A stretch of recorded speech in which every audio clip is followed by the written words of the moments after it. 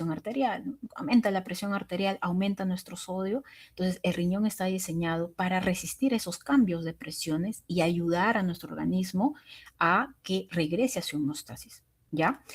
Mantener el pH. Creo que ya todos hemos estudiado, cuando han estado ustedes en Morfo 1, hemos hablado del pH, de los buffers, del sistema renal, el sistema pulmonar, cómo el riñón nos va a ayudar a mantener el pH sanguíneo dentro del intervalo normal, ¿verdad? Entonces, eso también lo vamos a estudiar ahora, lo vamos a estudiar en la parte renal, ¿no? Vamos a volver a estudiar ácido, equilibrio ácido-base, ¿ya? Porque el riñón, una de sus funciones es esa. La función metabólica, ¿no? El riñoncito va a cumplir funciones en el caso, por ejemplo, de regulación de los carbohidratos, en el caso de la glucosa. Acuérdense que tenemos un porcentaje, ¿no? Más o menos del 10 a 20% de la gluconeogénesis que se va a producir en el riñón, una función metabólica, ¿verdad? La función endocrina, la producción de qué? Hormonas, pues, ¿no? Entonces, vamos a ver que el riñón me va a ayudar a formar hormonas importantes como la eritropoyetina, perdón, como la eritropoyetina, ¿no?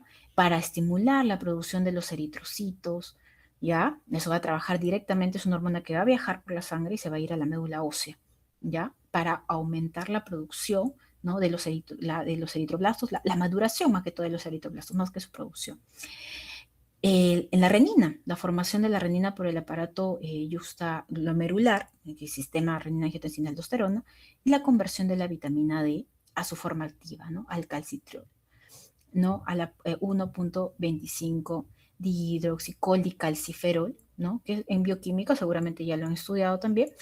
Pero ¿qué es lo que sucede? Nosotros tenemos los mecanismos importantes para producir esa enzima en el riñón. Entonces, si yo tengo un problema renal, una insuficiencia renal, una enfermedad renal, un AQI, una injuria renal, como ustedes lo pueden leer en los diferentes libros, también va a fallar mi función endocrina. Ese paciente no va a producir eritropoyetina, tiene más riesgo de sufrir de anemia. No va a poder producir o no va a tener una buena producción de, por ejemplo, de estimulación para la aldosterona. ¿Ya? Entonces la aldosterona me retiene sal, me retiene sodio. Entonces, ¿qué va a pasar? El paciente va a comenzar a eliminar sodio, va a comenzar a retener potasio, ¿ya? Y al retener potasio va a entrar a una hipercalemia, un inconveniente para el corazón, y no va a formar bien la vitamina D, ¿no? Entonces va a producir osteoporosis, osteopenia. ¿Ya? Entonces ahí, sabiendo las funciones del riñón, nosotros ya podemos ir viendo que si falla, qué es lo que podría producir en, en mi paciente, ¿ya? Muy bien, entonces, acá vamos a ver, la unidad funcional es la nefrona. ¿Cuántas nefronas vamos a tener? 1 a la 10 a la 6 por riñón. 1 millón de nefronas por riñón, chicos. O sea, 2 millones de nefronas tenemos. ¿Vamos a irlas perdiendo fisiológicamente por la edad? Sí, se van a ir perdiendo. Y si estás deshidratado, si no tomas líquido, ¿no? Si paras en una vida sedentaria, ¿no? Entonces vas a matar tus nefronas, perdón, y tus neuronas también, pero tus nefronas con mucha más rapidez que, que, si, que si te hidrataras bien, que si consumieras sustancias que no dañen, ¿no? La parte renal, la parte hepática, bueno, y ese es otro tema y ustedes lo van a ver también cuando lleven, o quizás lo están viendo en farmacología, ¿ya? Entonces, como les mencionaba, ¿ya? Nosotros vamos a tener dos tipos de nefronas. Las nefronas corticales, ¿ya? Estas son las nefronas corticales. Fácil, ¿por qué digo cortical? Porque van a estar acá, pues, ¿no? En la corteza. Miren, la mayoría, casi todo de la nefrona va a estar en la corteza. Solamente un poquito va a estar en la parte, eh, va a estar en la parte medular, ¿no? Entonces las nefronas corticales son cortas y sus asas van a ser bastante superficiales. Y por otro lado, vamos a tener las nefronas medulares que solamente van a ocupar el 20%. Y si ustedes se dan cuenta, sus asas son largas, van a llegar hasta acá, hasta abajo, llegan sus asas, ¿no? Y acá van a ver que estas nefronas medulares justamente se llaman medulares porque sus asas van a ocupar toda la parte de la médula. Las funciones van a ser distintas, ¿ya? Las nefronas corticales básicamente lo que quieren es filtrar y eliminar, ¿no? El agua, todo lo que nosotros consumimos. En cambio, la nefrona medular va a concentrar la orina. En casos, por ejemplo, ¿no? ¿Cuándo podremos concentrar la orina? Cuando estamos deshidratados, cuando hay una hemorragia. ¿Qué otra cosa es importante que ustedes puedan verlo acá? Y ya estamos en este dibujito que está bien bonito. Miren el asa, acá tenemos el asa de Henle, en donde vamos a ver que el recorrido del asa de Henle se da básicamente con unas arterias, ¿no? Que son ¿no? Se puede decir, la base, ¿no? Porque es arteria capilares, ¿no? Pasa recta. Entonces, ¿para qué? Para que me ayude a concentrar la orina, ¿ya? Entonces, eso lo vamos a estudiar cuando hablamos de concentración urinaria, no se preocupen, pero quiero que ya lo vayan viendo, ¿ya? Entonces, tenemos nefronas corticales y nefronas medulares. ¿Qué otra cosa es importante para aprovechar el dibujito? Cuando nosotros hablamos de la cantidad de nefronas, estamos hablando que las corticales son más, 80%. ¿Ya? ¿Eso qué significa?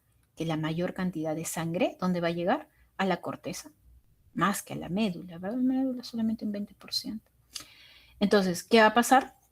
¿Quién va a estar más irrigado? ¿No? ¿Quién va a estar más irrigado? La parte cortical. Y es más, hasta su glomérulo de la parte medular, ¿no? De la nefrona medular va a estar acá en la corteza, ¿no?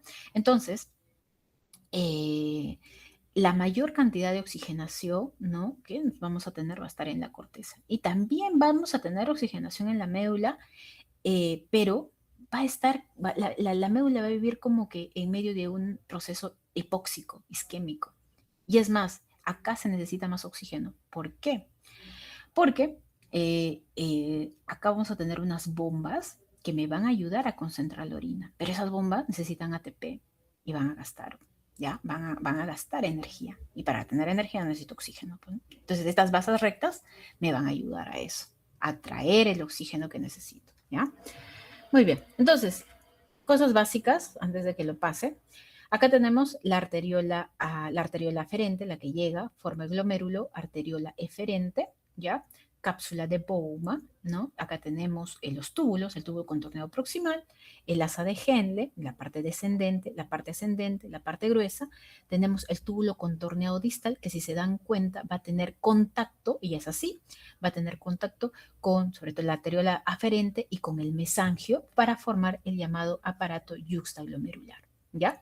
Luego sale el tubo contorneado distal, ¿no? Y vamos a ver que se va a formar un tubo colector que va a ser cortical y un tubo que va a estar en la parte medular. ¿Y qué va a salir? La orina hacia la pelvis, ¿ya? Muy bien, entonces, acá nosotros vamos a ver, ¿qué cosa? El movimiento de la sangre con esto. Acá tengo la arteria renal, acá vamos a tener las arterias que van a salir de la arteria renal, las arterias segmentarias superiores, las segmentarias inferiores, la arteria segmentaria anterosuperior, la anteroinferior, las interlobales, las arqueadas, ¿no? Interlobares, arqueadas. ¿Por qué? Porque es importante, porque tenemos que saber bien la segmentación, el recorrido de la sangre, ¿ya? Porque desde la arteria renal va a entrar por el ilio y se van a dividir en estas arterias segmentarias, ¿ya? Y después van a formar, ¿qué cosa? Estas arterias interlobulares, que recorren las columnas renales entre las pirámides, ¿ya? Y luego van a formar las arterias acuáticas. Vamos a verlo acá. ¿Ya? Acá tenemos la aorta, tenemos la arteria renal, las arterias interlobares, las arterias arcuatas, o también se les llama arterias arciformes, se curvan entre la corteza y la médula, estas arterias arcuatas, por eso se llama arcuatas. Luego le va a seguir, ¿no? Vamos a ir disminuyendo de tamaño, las arterias interlobulares, ¿ya? Y que se van a dirigir hacia la superficie cortical y que van a originar la arteriola aferente, ¿ya? La aferente, la arteriola aferente. ¿Qué va a formar esto? Los glomérulos, ¿pues? Va a formar el glomérulo capilar y después de ahí, ¿no? Va a salir la salida, como un grifo, ¿no? Llega, forma su glomérulo y luego sale con la arteriola eferente, pues, ¿no? La arteriola eferente. Ahora, en la arteriola eferente yo voy a poder tener dos vías, ¿ya? Dependiendo. Si yo estoy hablando de nefrona cortical, voy a formar los capilares peritubulares. Y si estoy hablando de nefronas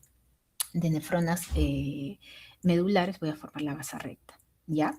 Entonces, esto ya es parte de la parte, ¿no? Se puede decir, más, como que ya la sangre se va desoxigenando, ¿no? Por eso es que lo ponen de esta forma, ¿no?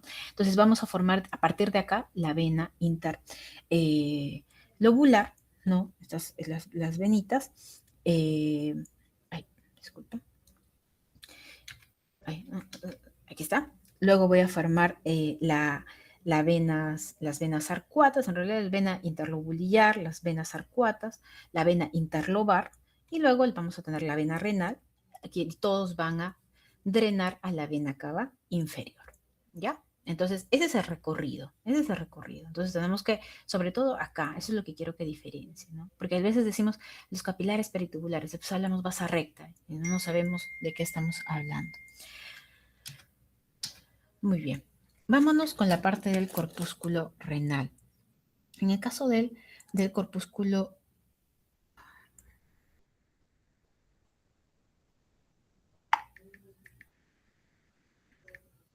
Ya, disculpen, es que estoy en el hospital y están que me hablan por todos lados. Ya. Muy bien. Entonces, el corpúsculo renal, chicos, conózcanlo, ¿no? Es bonito el corpúsculo renal. Ustedes han visto que existe, ¿verdad? Su arteriola aferente, su glomérulo y tenemos la cápsula de Bowman. Entonces, cuando hablo de corpúsculo renal, estoy hablando de lo que lo va a formar el glomérulo y la cápsula de Bowman. Eso es la definición de corpúsculo renal, ¿no? ¿Cuál va a ser la función? Filtrar el plasma sanguíneo para iniciar la formación de la orina. Entonces, yo quiero que vean acá las células, bonito se ven las células acá, ¿no? Miren, acá tenemos la arteriola aferente, ustedes seguramente ya lo van a ver en histología, y que va a formar, ¿no? Van a formar sus enrollados, ¿verdad? Que van a ser el glomérulo, pues, ¿no?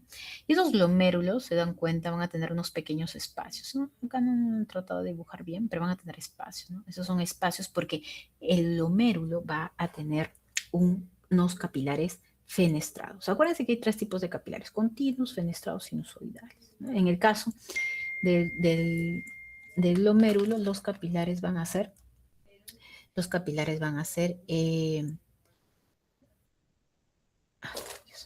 ya, los capilares van a ser fenestrados. Muy bien, ¿qué más voy a poder observar acá? Acá veo unas celulitas que se llaman las células mesangiales, ¿ya? Esas son células mesangiales. Luego voy a observar, ¿no? Una membrana que va a ser la membrana basal, que no, básicamente es del endotelio, ¿ya? Una membrana basal, ¿ya? Y abrazando, acá no se ve bien que abrace, pero voy a ver como unas cositas acá, unos piecitos, esos piecitos que se llaman pedícelos, viene de pies. ¿De quién son esos piecitos? De unas células, está acá, que se llama podocito. Estas de acá son podocitos, podocito. ¿Cómo se formó? Se formó gracias al epitelio, ¿ya? Al epitelio de la cápsula de Bowman. Tenemos que recordar algo. La cápsula de Bowman tiene una capa parietal, ¿ya? Parietal, y una capa visceral. La capa visceral va a ser la que va a estar en contacto con la capa visceral va a ser la que está en contacto con eh, con los capilares glomerulares, ¿ya? Entonces, ahí es donde yo voy a encontrar los podocitos, ¿ya?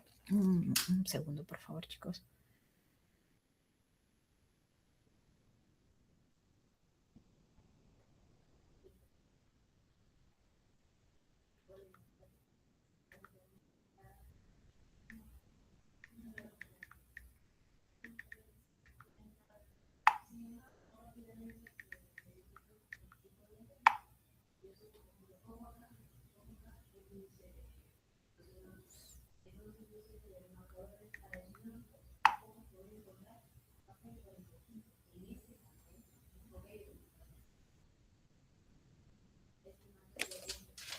Ya.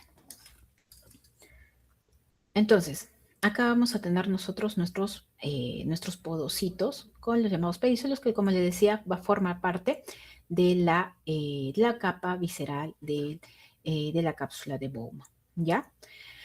Muy bien, después de acá, la cápsula de Bowman le van a salir células, pero ya mírense que las células cambian de forma para formar los túbulos, ¿no? Los túbulos de la nefrona, ¿no? Que comienza con el túbulo proximal. ¿Qué otra cosa puedo ver acá que me está ayudando este gráfico? Estas células que van a ser células mesangiales también, ¿no? Pero van a ser extraglomerulares, son intraglomerulares, ¿no? Porque están dentro del glomérulo, pero hay células mesangiales que son extraglomerulares, ¿ya? Y acá yo voy a tener el túbulo contorneado distal. Este túbulo contorneado distal va a estar, vamos a ver que, acá está, va a estar en contacto con estas células, con la arteriola aferente, y van a cambiar, ¿verdad? Cambian, sus células van a cambiar, van a especializarse en ser sensores, en ser quimiorreceptores, sobre todo el sodio, ¿ya? ¿Para qué? Para que me ayuden a producir renina.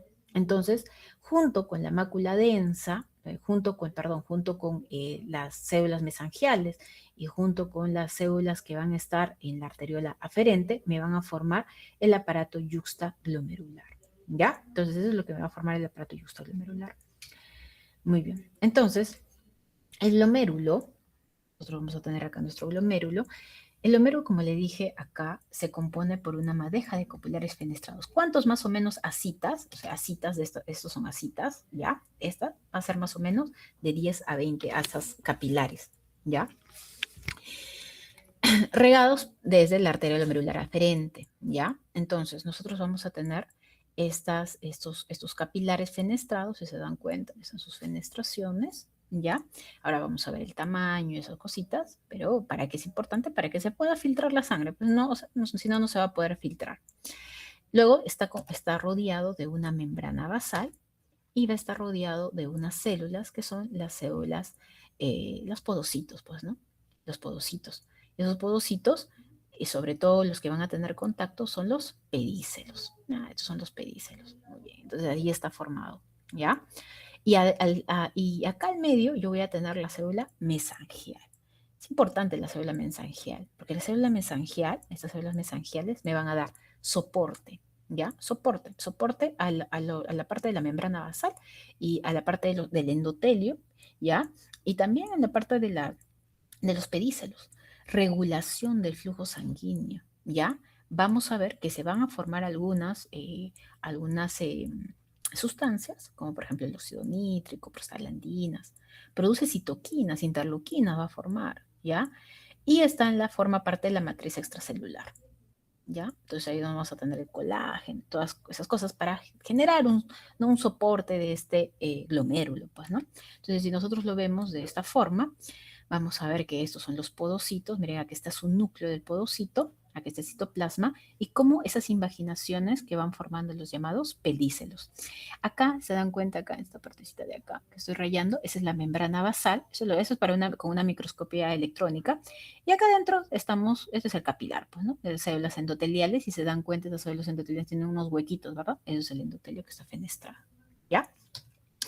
Muy bien, entonces, el glomérulo permite mantener una presión hidrostática elevada, aproximadamente 60 milímetros de mercurio. ¿Para qué? Para favorecer la filtración. Ahora vamos a ver cuáles son las fuerzas necesarias para que se dé la filtración, porque hay fuerzas, ojo, que van a contrarrestar la filtración. Entonces, gracias a la fuerza que tiene la presión arterial, el flujo sanguíneo renal, voy a tener una buena filtración glomerular.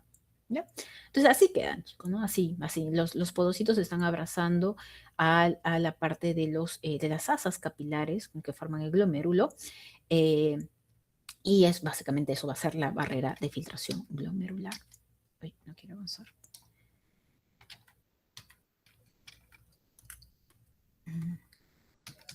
Ahí está. Uy, ya está.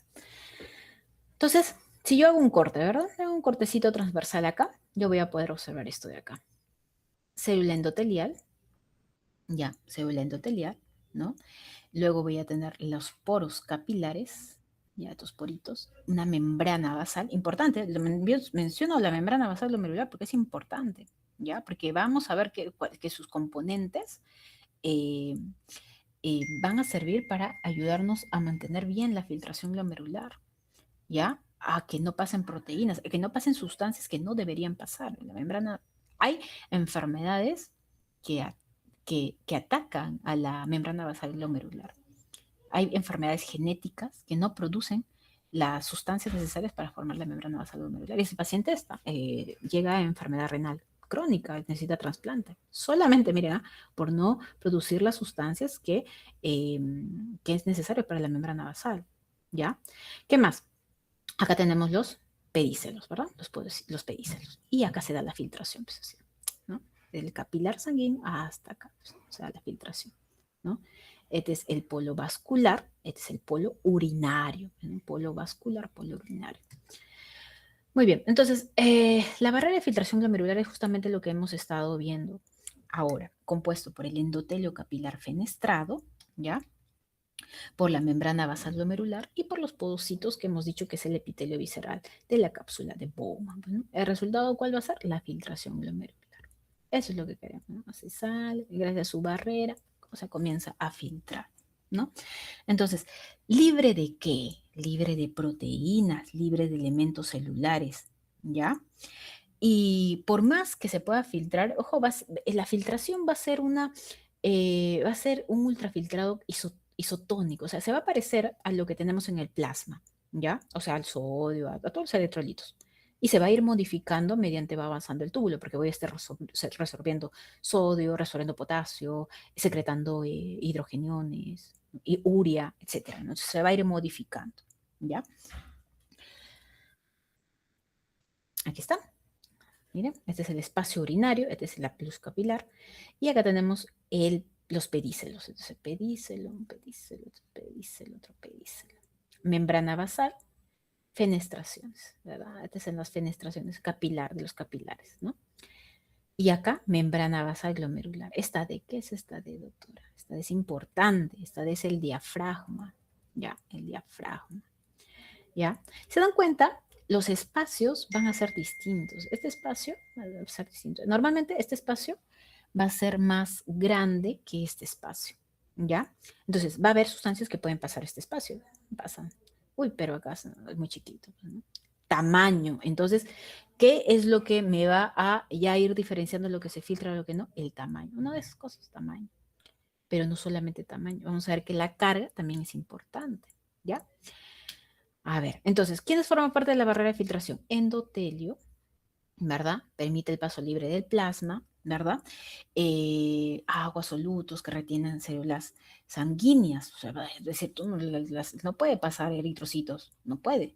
O sea, ya, o sea, no debería. No podemos ver en el sedimento urinario una, dos, no, ya, tú puede ver, pero a uno que se escape, pues, ¿no?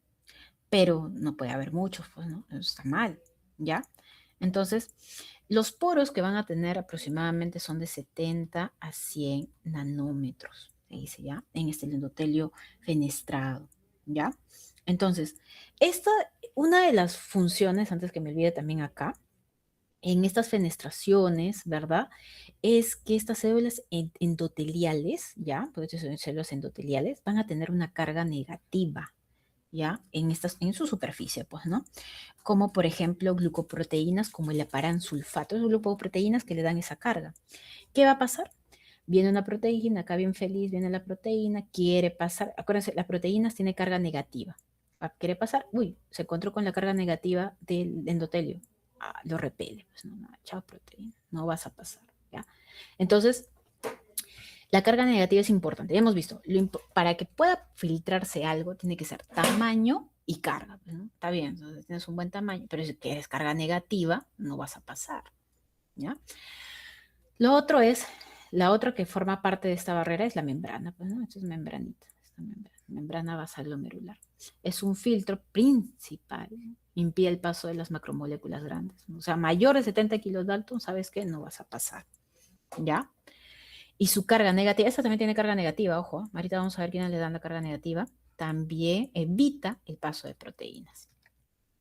Y por último tenemos el epitelio visceral de la cápsula de Bowman, pues, ¿no? Los podocitos. Muy bien, entonces, Como les mencionaba sobre el endotelio, les decía, ¿no? A los poros miren tanto de acá, y vamos a tener, ¿no? Que en su superficie cargada de glucoproteínas polianionas, como la podocalixina, y también el sulfato de paran, que le van a dar esa negatividad, ¿no? Entonces, el endotelio glomerular es la primera capa de la barrera de filtración renal, ¿no? Entonces, ¿qué va a permitir? Una filtración rápida, selectiva del plasma, que evite que por estas fenestraciones pasen células y proteínas, ¿no? Miren las fenestraciones que tiene el glomérulo, qué bonito se ve en la microscopía, ¿ya? Ahí está, esta es la parte de las fenestraciones del endotelio, ¿ya? Entonces, algunos libros les van a decir entre 50 a 100 nanómetros, de 70 a 100 nanómetros. Para el examen nos guiamos de 70 a 100 nanómetros, ¿ya? 70 a 100 nanómetros. Muy bien. Lo otro que tenemos es la membrana basal glomerular. En la membrana basal glomerular, me dan, antes de continuar, membrana basal glomerular, me dan 2 minutos, por favor. Ahorita voy. Ahorita regreso. Pasen. Ya, sin ya de una vez.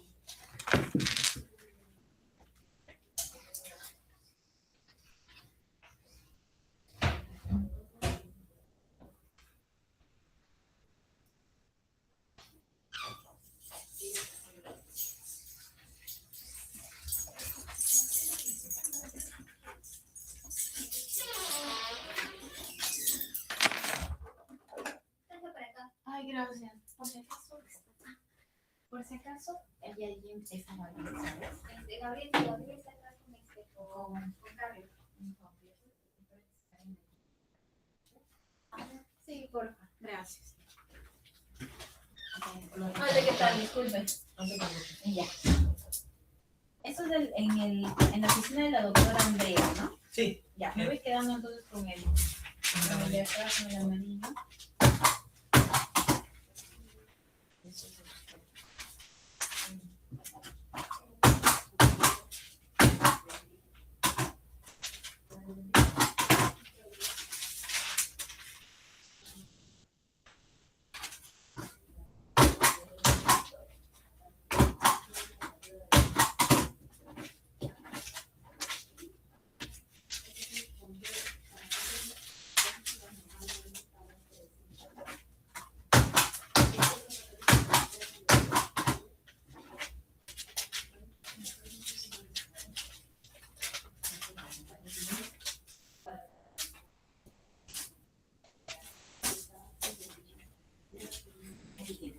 Chévere, muchas gracias. Listo, gracias. Hasta luego, igualmente.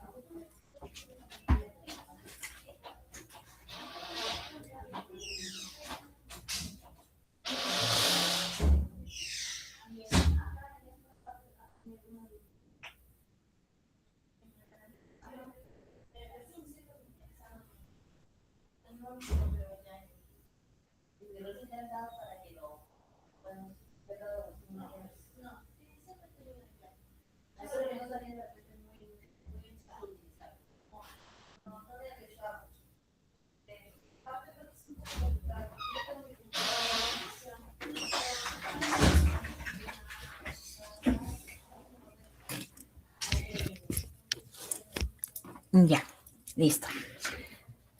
Solamente me confirman si se me escucha, por favor. Sí, se le escucha, doctora. Listo, muchas gracias, chicos. Ya, entonces seguimos. A ver, seguimos con la parte de la membrana basal glomerular. Entonces, vamos a darle un poquito más en profundidad, ¿ya? La membrana basal glomerular va a ser una barrera, pero es una barrera trilaminar, y eso quiero que lo vean acá, les voy a enseñar. Aquí está, esta es la membrana basal glomerular, ¿ya? Entonces, es una barrera trilaminar, va a tener láminas, la lámina rara externa, la lámina rara interna, que va a estar en la parte glomerular, la lámina rara externa, que está en contacto con la parte de los pedícelos, y la lámina densa. Cada una va a tener, ¿no?, algunas sustancias que van a ayudar a la formación de esta membrana. Y tienen que acordarse. Por ejemplo, la lámina densa va a estar compuesto por colágeno tipo 4, chicos. ¿Ya?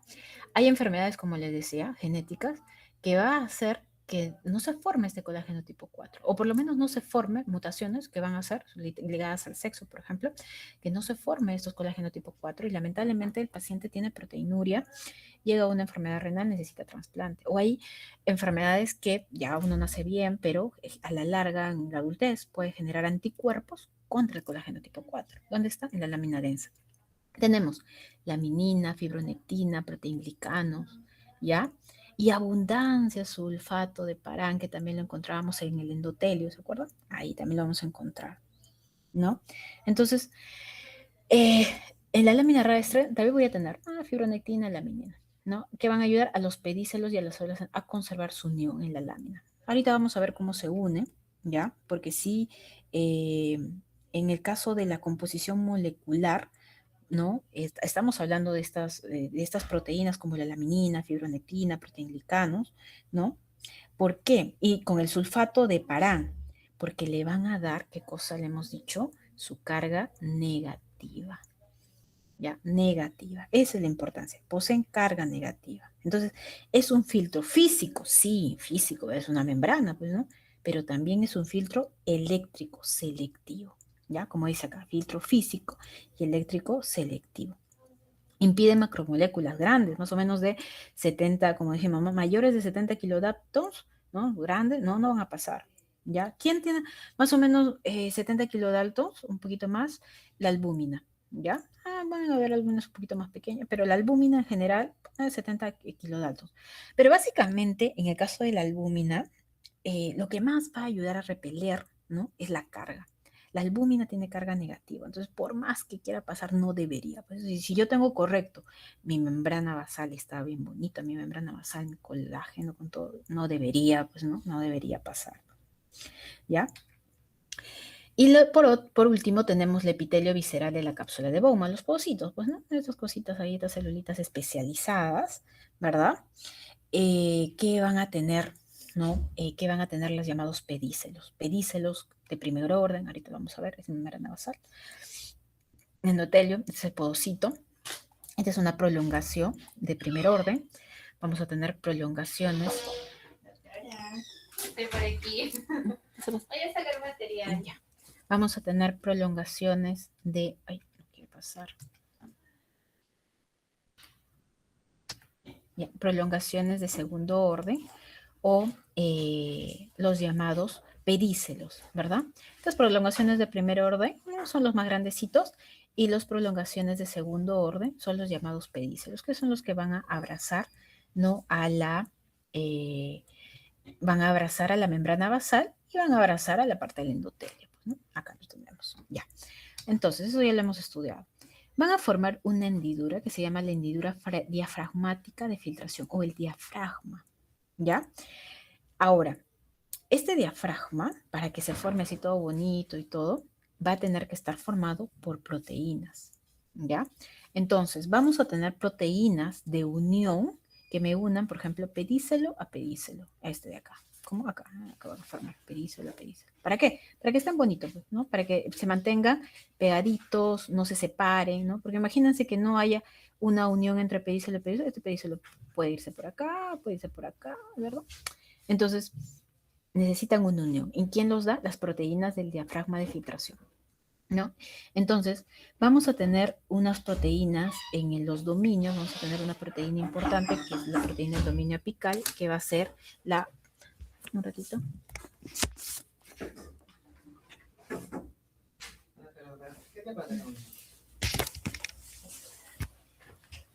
Vamos a tener a la podocalixina, ¿ya? Ese es el dominio de la parte apical, ¿ya? Entonces, la podocalixina es una proteína de membrana, es polianiónica, que va a cumplir varias funciones, pero una de las más importantes es mantener la carga negativa glomerular, ¿ya? Para repeler las proteínas. Miren cuántas sustancias tenemos que van a tener carga negativa para repeler, ¿no? Las proteínas que se van que pueden pasar, ¿no? Entonces, miren, tenemos la podocalixina, ¿no? Entonces, si disminuye la podocalixina, entonces simplemente voy a tener un paso de proteínas. ¿En dónde se da eso? En glomerulosclerosis. En glomerulosclerosis, en glomerulonefritis, problemas del glomérulo, focal y segmentaria, por ejemplo, ¿no? Va a haber problemas también, o sea, no solamente que porque hay podocalixina mala o está correcta, no voy a tener algún problema en el paso de proteínas. Va a haber otras proteínas que también pueden fallar o disminuir y me puede generar proteinuria, ¿no? Entonces, hay síndromes, por ejemplo, el síndrome nefrótico de cambios mínimos, que normalmente le dan los niños, y ese síndrome es bastante, se puede decir, es un síndrome benigno, en donde se le da tratamiento, corticoides y pasa, ¿no? Ahí, por ejemplo, la podocalixina no sufre ningún tipo de problema, ¿ya? Muy bien, pero hay enfermedades que sí, como les dije, ¿no? La glomerulonefritis focal y segmentaria. Entonces, este es el dominio apical, ¿no? Este es el dominio apical. Importante, ¿cuál es la proteína importante? La podocalixina. Ahora vamos a tener el otro dominio, que es el dominio de diafragma de filtración. En el dominio de diafragma de filtración, acá sí van a tener vamos a tener bastantes proteínas importantes, ¿no? Entonces, ese dominio va a pertenecer entre pedicelo y pedicelo, ¿no? Entonces van a formar hendiduras más o menos de 25 a 60 nanómetros. ¿Por quién va a estar cubiertos? Por estas proteínas. Acá tenemos la podocina, la nefrina, ¿ya? La P-caderina, ¿ya? Vamos a tener al NEF1, al CD2AP. Lo que les estoy mostrando son las más importantes, ojo. Nefrina, podocina, ¿ya? La CD2AP, ¿ya? Entonces, sobre todo ese ensamble, ¿no? Este complejo estructural y funcional del diafragma que va a estar formado por nefrina, podocina, CD2AP, ¿no? ¿A dónde se van a conectar? Sobre todo se van a conectar acá, a la actina, ¿ya? A la actina. Entonces, más o menos, como les dije, 25 a 60 nanómetros aproximadamente. Si hablamos de Armstrong, ese tamaño del poro va a ser entre 40 y 140 Armstrongs, ¿ya?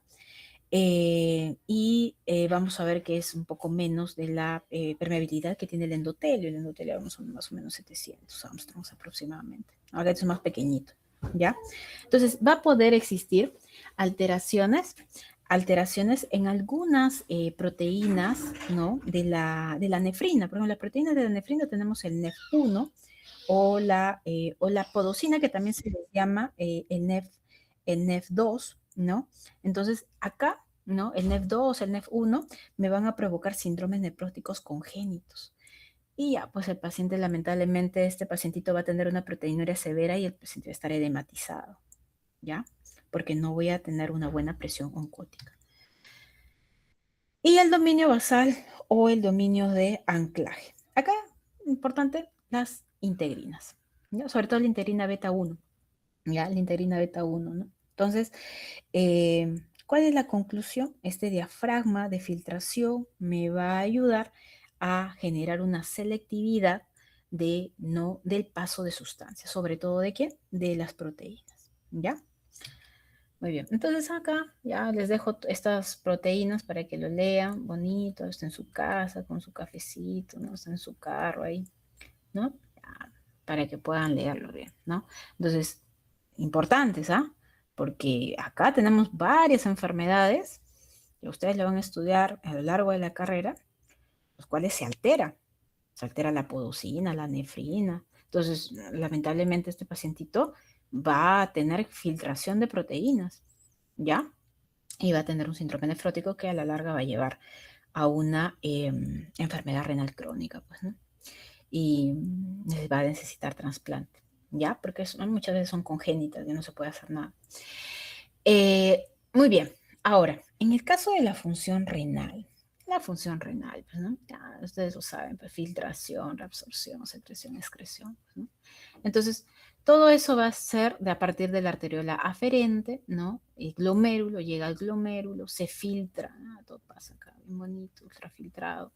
Luego se va por la arteriola eferente, ¿no?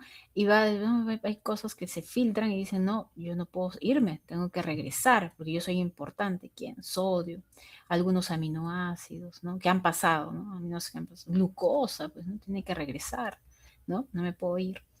Y hay algunos que dicen, bueno, ya pasé, o algunos que no han pasado y tienen que buscar otro lugar para pasar, porque se tiene que eliminar, ¿no? Entonces, a esto le llamamos secreción. Secreción es el paso de sustancias al túbulo que no pudieron filtrarse, ¿ya?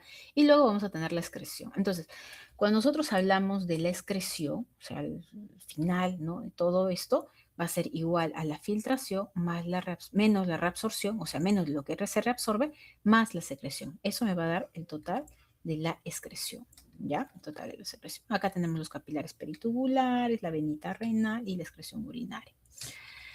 Muy bien. Entonces, en el caso de la función renal, ya les he presentado a los glomérulos, a las nefronas, ya eso ya lo hemos visto, ¿verdad? Tenemos corticales, tenemos medulares, eso lo hemos hablado. Entonces, simplemente cuando digo una persona, no estamos en el hospital, tiene buena función renal. ¿Qué quiere decir cuando dice tiene buena función renal? Que es la capacidad de los riñoncitos para filtrar la sangre, no solamente filtrar, eliminar los desechos metabólicos, regular el equilibrio ácido-base, ¿no? Equilibrio hídrico y que participe en las funciones endocrinas, o sea, que produzca su eritropoyetina, que me produzca la alfa-hidroxilasa para mi vitamina D, etcétera, ¿ya? Entonces, esos son eso es cuando hablamos de una buena función renal, ¿ya? Una buena función renal. Muy bien. Entonces, en el proceso de la formación de la orina, ya hemos hablado sobre esto de acá, nosotros vamos a ver que el volumen urinario normal va a ser más o menos 0,5 a 1 mililitro por kilo por hora, ¿ya? Eso es lo normal, ¿no? Eso es lo que voy a eliminar. Entonces, un volumen aproximadamente de 1 o 2 litros por día, ¿ya? Ahora, vamos a tener también, podemos tener acá alteraciones. Por ejemplo, si yo hablo de una oliguria, estoy hablando de una paciente, una persona que tiene menos de 400 mililitros por día, lo ponen de menor de 500. ¿Ya? Anuria es una persona que básicamente no orina nada, ¿no? No pueden, menor de 100 mililitros por día. Ya cuando está menor de 100 mililitros por día es anúrico. Y también tenemos poliuria, que poliuria es orina más de lo normal, mayor de 2.500 a 3.000 mililitros por día, ¿ya? Entonces, acá hablamos, por ejemplo, de un paciente que tiene diabetes insípida, un paciente que tiene polidipsia psicógena, por ejemplo, ¿no? Ellos pueden tener. Entonces, vamos a hablar de la filtración glomerular. Entonces, ¿qué es la filtración glomerular? Es lo que va a pasar, eso es lo que tienen que saber. Es el paso ¿no? del plasma, de las sustancias que tenemos a tener desde el glomérulo hacia la cápsula de Bowman. Ese es el filtrado glomerular, ¿ya? Entonces, tenemos que tener un buen filtrado glomerular para poder filtrar, ¿ya? Lógico, ¿no? Un filtrado glomerular para poder filtrar, sí, es cierto. Cuando disminuye nuestra presión hidrostática, disminuye nuestro filtrado glomerular y no se filtra, o se filtra muy poquito, ¿ya? Entonces, esto, como la sangre está que pasa, se va a dar muchas veces al día. Entonces, más o menos el volumen que va a llegar al riñón, 3 litros, y nuestro filtrado glomerular está calculado como 180 litros por día. 180 litros, chicos, o sea, no es que tengamos 180 litros, sino 180 litros nuestras nefronas están que filtran y filtran y reabsorben, filtran, vuelven a filtrar, reabsorben, filtran. ¿Cuánto? 60 veces al día, ¿ya? Entonces, vamos a tener, ay, no sé por qué siempre se me, ya, vamos a tener tipos vamos a tener sustancias que van a tener características en su filtración, reabsorción. Por ejemplo, va a haber sustancias que se van a filtrar y se van a eliminar, se van a excretar por totalidad. Va a haber sustancias que se van a filtrar todo y todo se va a reabsorber. Ya todo, nada se excreta. Si es una persona normal, sanita, sin diabetes, ¿no? Glucosa, por ejemplo. ¿Ya? Hay sustancias que yo lo voy a filtrar, pero también se va a filtrar muy poquito, pero la mayor parte se va a secretar, ¿ya? Entonces, sustancias, ¿no? O a veces no se filtra, pero solamente se secreta, ¿ya? Y va a haber sustancias, ¿ya? Que van a filtrarse y va a reabsorberse, pero parcialmente, no todo. Parcialmente yo lo puedo reabsorber. El bicarbonato, por ejemplo, reabsorbo. Ya. Entonces, y una parte lo elimino, pues, ¿no? Muy bien. Entonces, acá tenemos lo que les estaba mencionando, ¿no? Por ejemplo, una sustancia exógena, que lo vamos a estudiar en un ratito, es la inulina. La inulina se va a filtrar y se va a eliminar por la orina. Entonces, esto es importante, ¿saben por qué? Porque gracias a sustancias que solamente se filtran y que se eliminan en la orina, yo voy a poder evaluar mi velocidad de filtración glomerular, ¿ya? Entonces, cuando yo evalúo esta velocidad de filtración glomerular, yo puedo saber que lo que se está filtrando, o sea, es igual a lo que se está eliminando, ¿no? Entonces, yo voy a decir, ah, ya, yo tengo en plasma tanta cantidad de inulina, no sé, 10, por ejemplo, no, y estoy orinando, en la orina tengo 10. Ah, entonces se está filtrando bien. Ah, entonces mi riñón está filtrando bien. Ah, entonces mi riñón está funcionando bien. ¿Ya? Luego tenemos la filtración, bueno, filtración, reabsorción parcial, como les mencionaba. Acá tenemos el sodio, por ejemplo, el cloruro, ¿verdad? Tenemos filtración y reabsorción completa, aminoácidos, glucosa, como les decía, no podemos desperdiciar, ¿no? Y tenemos filtración y secreción, tenemos ácidos orgánicos y bases, ¿no? Que podemos secretar. Filtramos y secretamos también, ¿no? Y acá tenemos la creatinina. ¿Por qué la he puesto acá? Sí, básicamente la creatinina, lo pueden ver hasta acá también, ¿no? La creatinina. Pero ¿qué sucede? La creatinina, si bien es cierto, la mayor cantidad de creatinina se va a filtrar, ¿no? Ustedes van a ver que la creatinina va a tener una partecita que se va a secretar, poquita, ¿ya? Pero se va a secretar. Entonces, no todo lo que yo saco de en la orina de creatinina va a ser lo del plasma, porque va a haber una partecita que se va a secretar, pero es muy poquito, pues, ¿no? ¿No? Y el ácido bipúrico, ¿no? Se filtra libremente este ácido bipúrico, ¿no? No se reabsorbe, se secreta activamente, casi por completo. Y también me ha permitido, ¿no? Muchas veces, bueno, antiguamente lo utilizábamos para calcular el flujo plasmático renal efectivo, ¿no? Entonces, ya que todo, o sea, ya que casi todo de lo de ácido bipúrico que llega al riñón se excreta, pues, ¿no? Muy bien. Entonces, vamos a ver la parte de la filtración glomerular.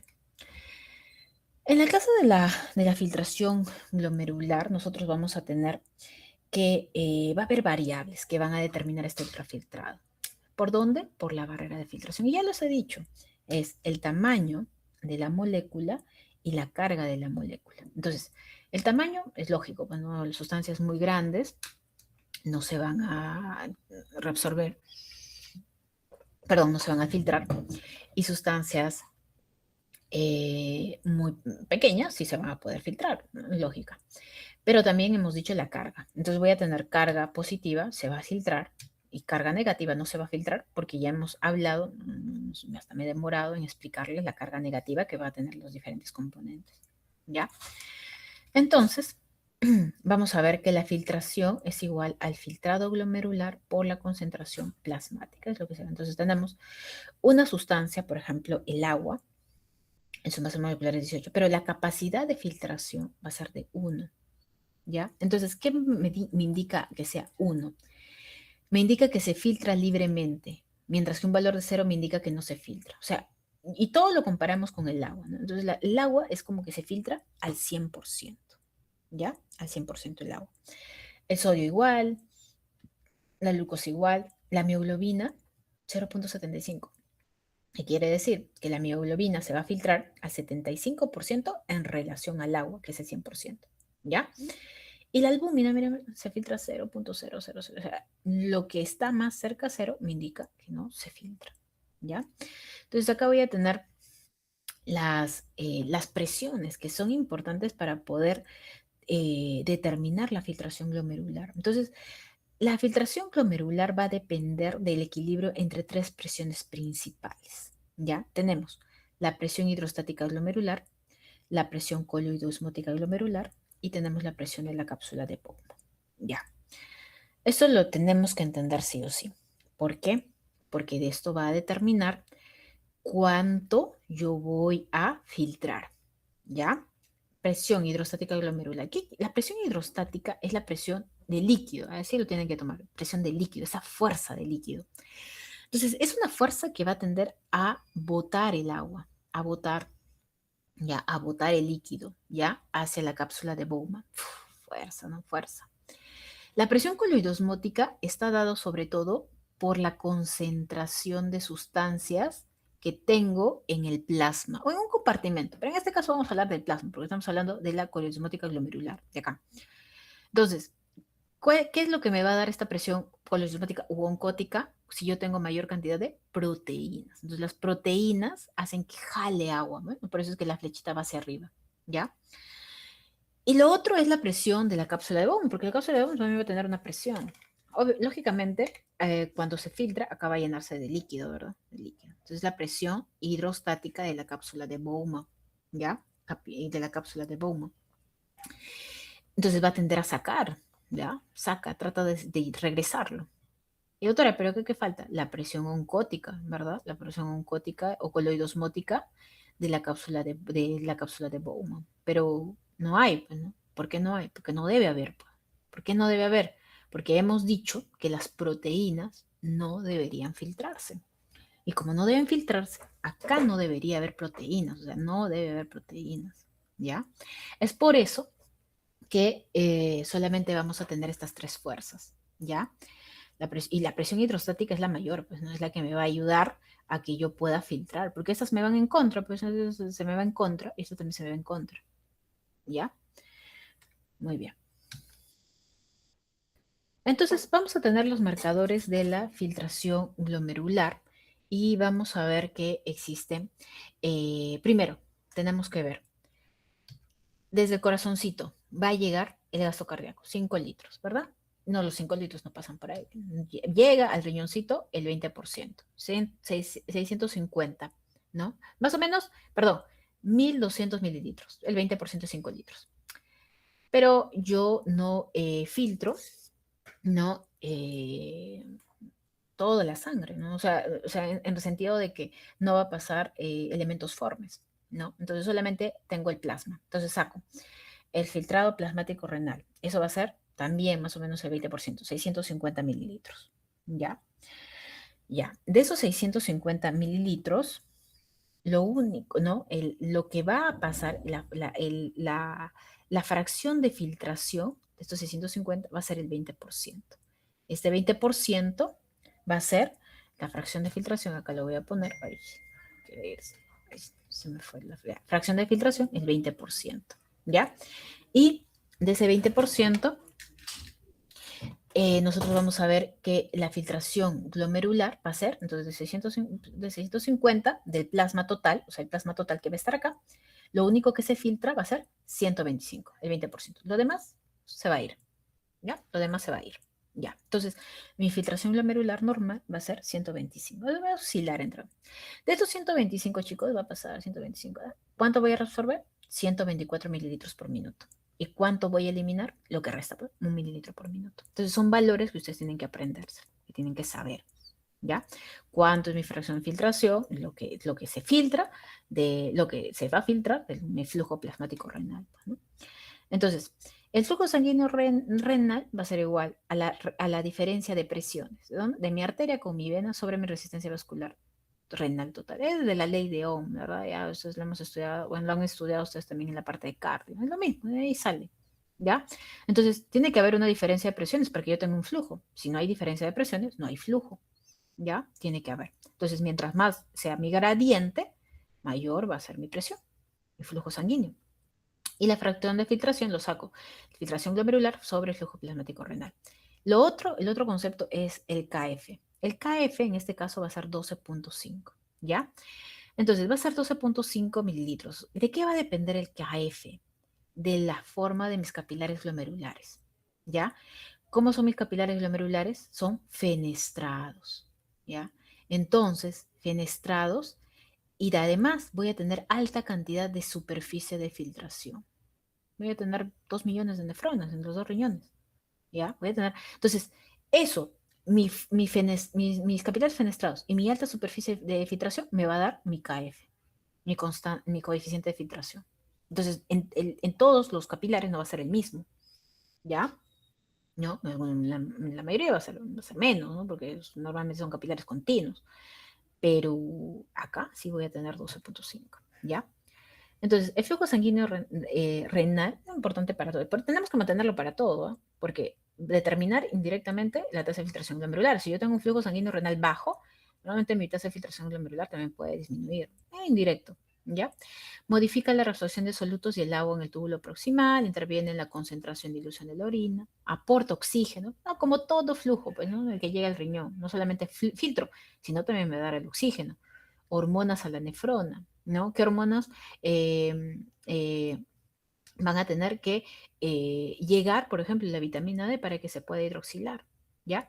Luego libera sustratos para su excreción en la orina. Entonces, el flujo, como les venía diciendo, ¿no? La corteza renal se lleva todo, se lleva, mira, casi 90% del flujo en mi corteza, pero la médula le deja poquito, ¿no? Médula 8, y a la interna peor todavía, no 2%. Entonces, acá llega menos oxigenación, o sea, estas van a estar en una isquemia, ¿no? Van a vivir en isquemia, ¿ya? Y es más, y van a participar en la concentración de la orina, por eso que les decía al inicio, ¿no? ¿Qué importancia tiene la médula para la concentración de la orina?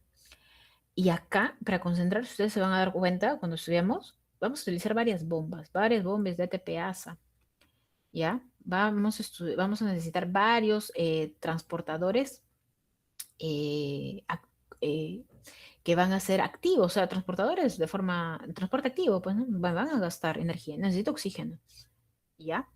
Entonces, eh, pero va a tener menor flujo, pues, ¿no? Menor flujo de oxígeno porque justamente la mayor cantidad de flujo va a ser arriba en la corteza porque ellas son las que filtran. Entonces, por eso se da prioridad ahí. Muy bien. Entonces, justo lo que les venía diciendo de las fuerzas responsables de la filtración en la presión hidrostática, ¿se acuerdan que les decía? Es una presión fuerte, pues no 60, es la mayor. Entonces, yo voy a tener una presión de filtración neta, que va a depender de estas tres presiones, ¿ya? Va a depender de presiones que ingresa, que es la única, ¿no? Que es la que va a ayudarme, y le voy a restar las que se oponen, pues, ¿no? La presión de la cápsula de Bowman y la presión oncótica glomerular. Estas dos le voy a restar. Y voy a tener una presión de filtración neta aproximadamente 10 milímetros de mercurio. En realidad eso, bueno, ya les expliqué, muchas animaciones, ¿ya? Un intervalo de 10 a 17, ¿ya? Vamos a encontrar, y eso está bien que lo haya puesto acá, en la literatura ustedes van a ver una PIGE que se llama, esa es la presión coloidosmótica glomerular. La PI es presión coloidosmótica, simplemente. Y lo que está a su costadito es de dónde se está hablando. G es glomérulo. C, ¿no? O acá EB, cápsula de Bowman. Entonces, por eso es que pongo presión de filtración neta es igual a la presión capilar glomerular, ¿no? Menos la presión de la cápsula de Bowman, la hidrostática, menos la presión oncótica del glomérulo. Esto es aproximadamente de 10 a 17. Muy bien, entonces vamos a quedar así. Vamos a borrar. Ya está. Entonces, va a quedar de esta forma, ¿no? Entonces la presión oncótica trata de sacar, ¿no? De la cápsula de la cápsula de Bowman, trata de retener el agua acá. La presión hidrostática de la cápsula, de la cápsula también me va a tratar de sacar el agua, ¿no? En cambio, la única que me ayuda es la presión sanguínea, que es la presión hidrostática glomerular. Ya, así se maneja. Entonces, ¿qué determina la velocidad de filtración glomerular? La velocidad, o sea, lo que se filtra. Esto, sobre todo, está directamente relacionado con esta presión de filtración neta, la suma de fuerzas hidrostáticas y coloidosmóticas de la membrana glomerular, ¿ya? ¿Y qué más? El coeficiente de filtración, ¿ya? Este coeficiente de filtración para nosotros es necesario para que se dé una buena filtración. Póngase que los capilares sean continuos. No voy a tener espacio, pues, ¿no? Mis glomérulos se van a hinchar, se van a comenzar a hinchar y no se va a filtrar. Y pasa, ojo, hay problemas, hay problemas cuando se da la formación.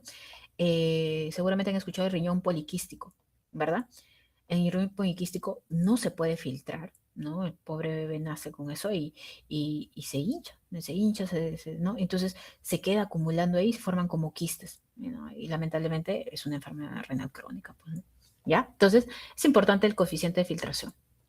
¿Ya? Entonces, el coeficiente de filtración lo saco como filtración glomerular sobre la presión de filtración neta. Ya les acabo de decir, no voy a ir repitiendo porque esto también sé que se van a aburrir, ¿no? Si repito, pero ya les dije, ¿no? Este coeficiente de filtración depende de la superficie que yo tengo, ¿no? Y de la permeabilidad, pues, ¿no? La superficie y permeabilidad, ¿no? Entonces, ahora, más o menos, la presión, por ejemplo, acá, ¿no? La presión de la arteria renal, la presión de la arteria renal va a ser de 100 milímetros de mercurio, ¿ya? ¿Y cuánto va a llegar, no? ¿Cuánto va a llegar? Ah, imaginen, o sea, obviamente que va a haber, vamos a tener una resistencia acá, pues no, cuando llega todo va a disminuir la presión. Entonces, cuando llega la cápsula de Bowman, no va a ser de 100, pues, ¿no? Va a ser de 60 milímetros de mercurio, ¿ya? Y cuando sale, la presión en la arteriola eferente va a ser de 18 milímetros de mercurio. Disminuye también la presión, pues no, acá se queda toda la presión, ¿ya? Entonces,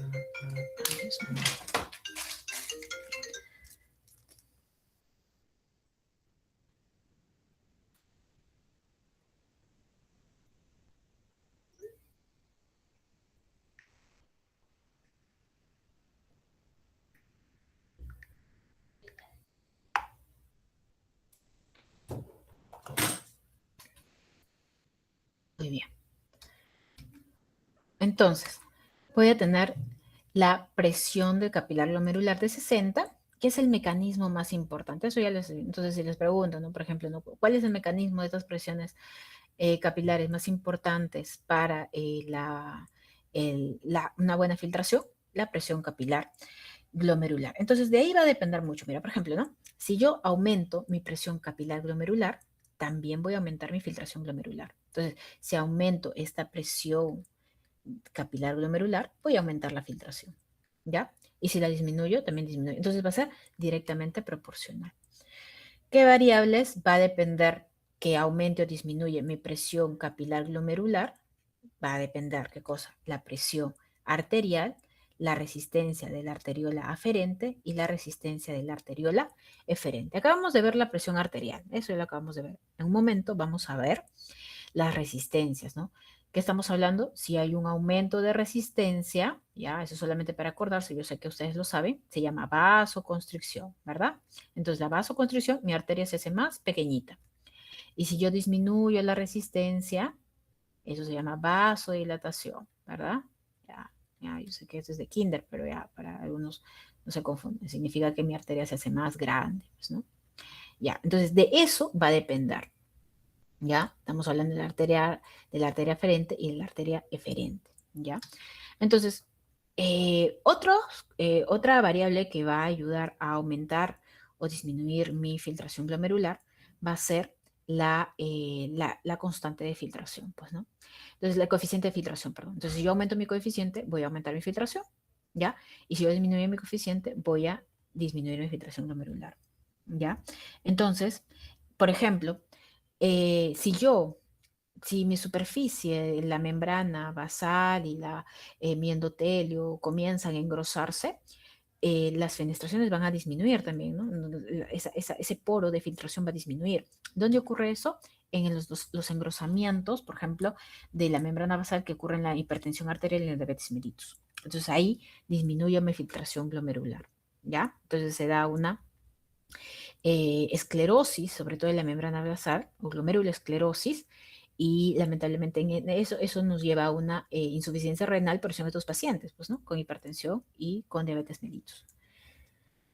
El otro concepto importante es la velocidad de filtración glomerular, ¿ya? Entonces, la velocidad de filtración es simplemente, chicos, es la misma filtración glomerular, no se confunda, ¿ya? Pero yo lo voy a medir y lo voy a utilizar para medir la función renal. Equivale a la suma de las velocidades de filtración de todas las, ¿no? Necesidades de filtración de todas las nefronas funcionantes. Entonces, todas las nefronas se unen en un solo valor que me da mi velocidad de filtración glomerular. Ya, todas las nefronas. Entonces, yo voy a utilizar varias sustancias, ¿ya? Puedo utilizar varias sustancias, se utiliza actualmente, ¿ya? Eh, algunas más exactas que otras, ¿ya? Para poder hallar esta velocidad de filtración glomerular. Entonces, vamos a borrar esto de acá.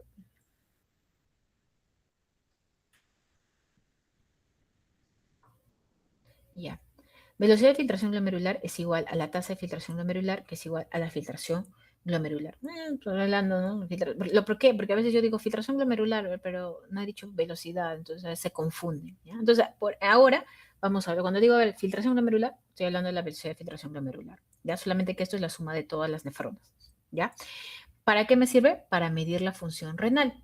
¿Cómo lo mido? Ya. O sea, una cosa es, ¿para qué se mide? Se mide para la función renal. ¿Cómo lo mido? Mediante el clearance o depuración o aclaramiento de una sustancia. Ya, yo elijo la sustancia. En este caso, voy a elegir, por ejemplo, la creatinina. Y voy a utilizar una fórmula, ¿ya? Entonces, esa fórmula, ¿no? Va a ser esta de acá, la de abajito, ¿no? Entonces, yo voy a tener una sustancia, por ejemplo, la creatinina, en plasma y voy a tener una creatinina o una sustancia en la orina. Entonces, yo voy a tener, ¿no? Eso lo voy a poner primero acá, ¿no? Voy a tener creatinina plasmática, en este caso creatinina, la X es la creatinina, puede ser otra sustancia, ¿ya? Puede ser inulina, ¿ya? Puede ser PA, por ejemplo, ¿no?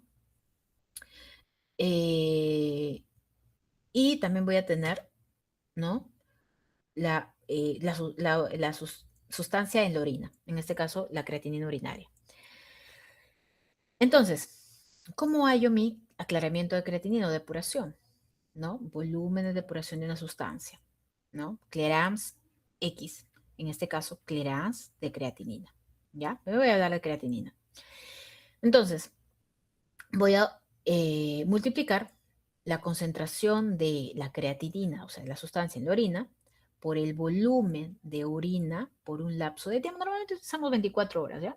Todo recolecte, señor, todo se orina en todo el día y lo trae, ¿ya? Y le medimos al paciente también su concentración de esa sustancia, creatinina, ¿ya? En el plasma, ¿ya?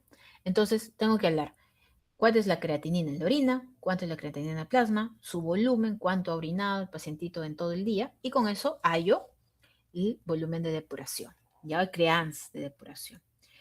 Entonces acá tenemos, por ejemplo, el plasma de la inulina es 1 miligramo por mililitro, la cantidad filtrada en la inulina, ya, sobre todo en la inulina, lo que se filtra es lo que se excreta, eso es lo bonito de la inulina, ¿no? Entonces es más exacto, se utiliza, no en todos los laboratorios se hace, ya, pero los nefrólogos, para ser mucho más exactos, lo utilizan, ya.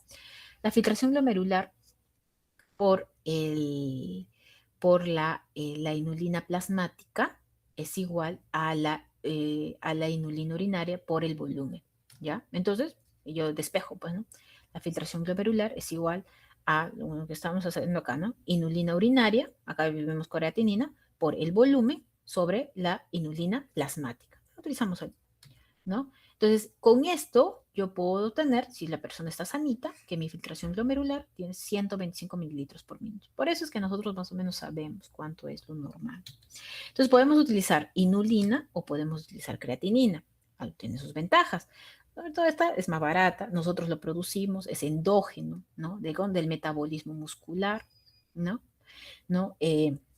Se filtra, no se reabsorbe, pero se secreta, ese es el problema, ¿no? Se secreta un poquito, pero tampoco es mucho, ¿no? Se secreta un poco, ¿ya? Se corrige, entonces vamos a utilizar formulitas para corregirlo y se excreta, ¿ya?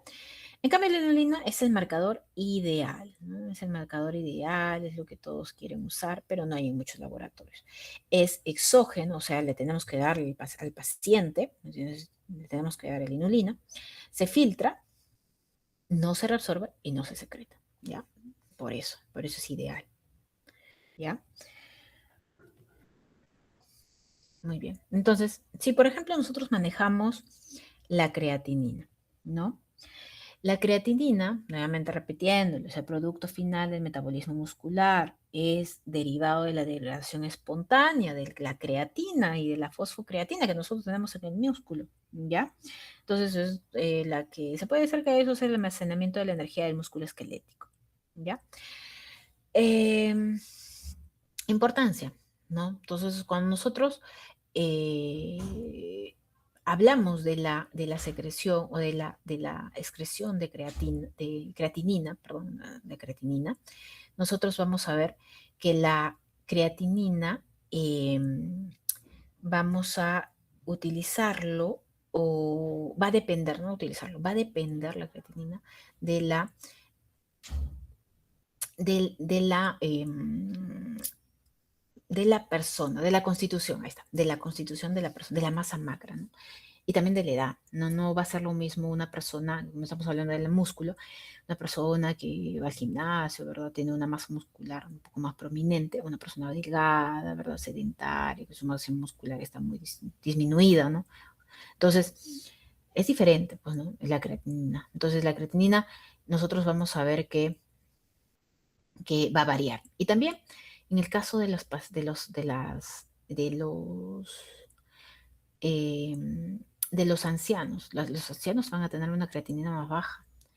Y muchas veces la creatinina lo que hace es eh, eh, no necesariamente, y eso lo vamos a ver ahorita, nos va a dar el valor real, o sea, simplemente con hallar cuánta creatinina uno tiene en el plasma, me va a dar el valor real de eh, de la función renal. Eso quiere decir, o sea, yo puedo tener un valor normal de creatinina en el plasma, pero eso no significa que la función renal esté bien. Entonces, ahora lo vamos a entender, pero eso es lo que quiero que un poquito ya lo mantengan en su mente.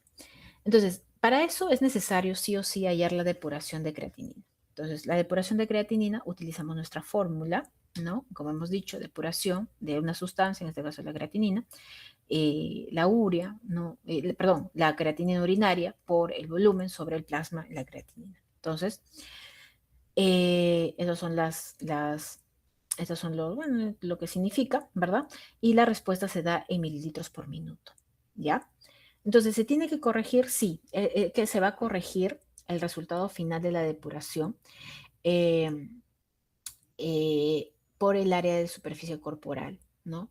Y más o menos nosotros vamos a ver cuánto nos ha salido nuestra respuesta por 1,73 mililitros, ¿no? Entonces, la respuesta va a ser, ¿no? El X, ¿no?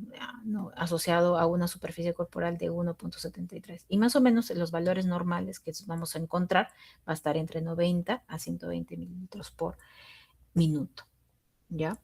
Entonces, sí, lo vamos a utilizar, lo vamos a poder corregir. Hay fórmulas, ya hay hasta aplicativos móviles, ustedes ponen los datos, ya ahí lo corrige todo, ¿no? La edad, ponen todo, ¿no? Entonces, para hollar la depuración de creatinina, ¿ya? Entonces, no es que esta les voy a tomar como tal, como un examen, pero sí es necesario que ustedes sepan por lo menos cómo hallo la depuración, ¿no? No me gusta dejar cosas para que puedan ustedes sacarlo con calculadora porque no se va a permitir en el examen, ¿ya? Pero sí por lo menos tienen que saber cuál es la fórmula, pues, ¿no? ¿Cuál es la fórmula para hallar la depuración? Eso sí es, ¿no? Eso sí es básico. ¿Ya? ¿Y cuál es el valor normal? ¿Ya? Muy bien. Entonces, eso es justamente lo que les estaba mencionando, ¿no? Entonces, la relación entre la velocidad de filtración glomerular con la creatinina plasmática, ¿ya? Entonces, no va a ser no, directamente proporcional, va a ser no, inversamente proporcional. Si nosotros vemos nuestra creatinina, acá es lo normal, no estamos hablando de 125, vamos a hablar de normalidad, ¿no? De la normalidad. Entonces, la normalidad es que yo tengo una velocidad de filtración glomerular más o menos 120, 125, y mientras va aumentando mi creatinina, ¿verdad? Es lógico que mi velocidad de filtración glomerular también baje, ¿verdad? También baje. Pero si se dan cuenta, mi creatinina hasta un cierto punto va a mantenerse casi normal.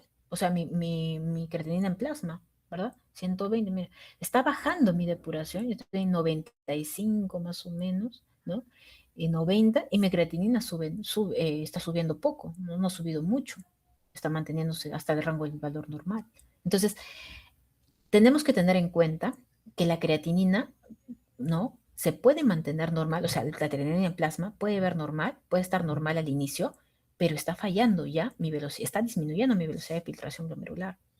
Por eso es necesario hallar el clearance de creatinina, ¿ya? Por eso. Si no, simplemente utilicemos la creatinina. Si bien es cierto, la creatinina la utilizamos bien cuando o sea, vemos los resultados de los pacientes para ver la función renal, pero dense en cuenta que no es fiable, pues no me va a decir la realidad. Entonces, una creatinina de 1 me dice una filtración de 100, una creatinina de 2, 50, una creatinina de 4, 25, ya, pues acá 50, miren, 50, una filtración glomerular 50, pues ya este paciente tiene muy bajito pues, su filtración glomerular y recién ha subido en 2, mira, recién la creatinina está en 2, ¿ya? Ya de acá ni que hablar, pues, ¿no?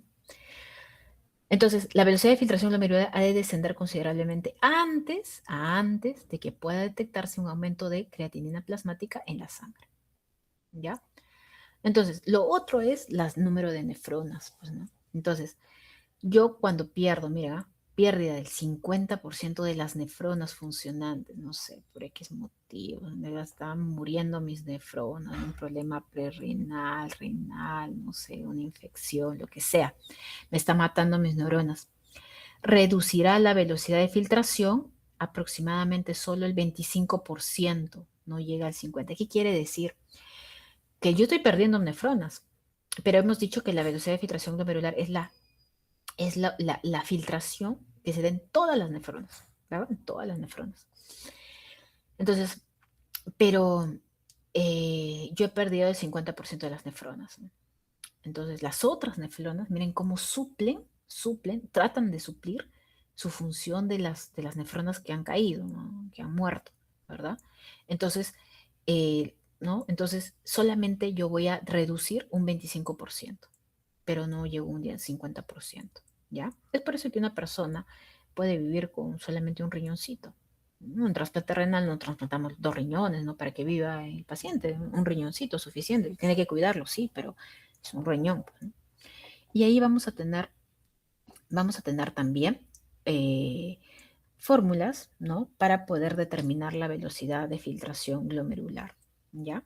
Creatinina, esos son los valores de creatinina plasmática o creatinina sérica, 0.6 a 1.3 y clearance de 90 a 120, ¿no? Más o menos. Ya, entonces, vamos a tener fórmulas para determinar la velocidad de filtración glomerular, ¿no? Entonces determinamos bastante rápido, ¿no? Cockcross-Gaulf, MDR4, cálculo de clearance de creatinina en orina. ¿Qué más se utiliza? Es esto de acá, MDR4, ¿no? Entonces, como les digo, no es que les voy a preguntar, que tienen que saber toda ¿no? Desde ahorita le aclaro, ¿no? Tienen que saber que existen, porque esto al final, chicos, esto está en los aplicativos, o sea, eso utilizamos, yo utilizaba en la parte de laboratorio para poder ver cómo está el clearance de creatinina del paciente, la velocidad de filtración de glomerular para compararlo con la clearance de creatinina que voy a obtener, ¿no? En vivo, con una creatinina con una orina de 24 horas. Entonces, ¿no? El que utilizamos es MDR4, ¿no?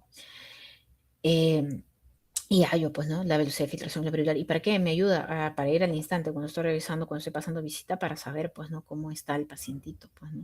¿No? Simplemente necesito la creatinina en suero, de edad, si es mujer, ¿no?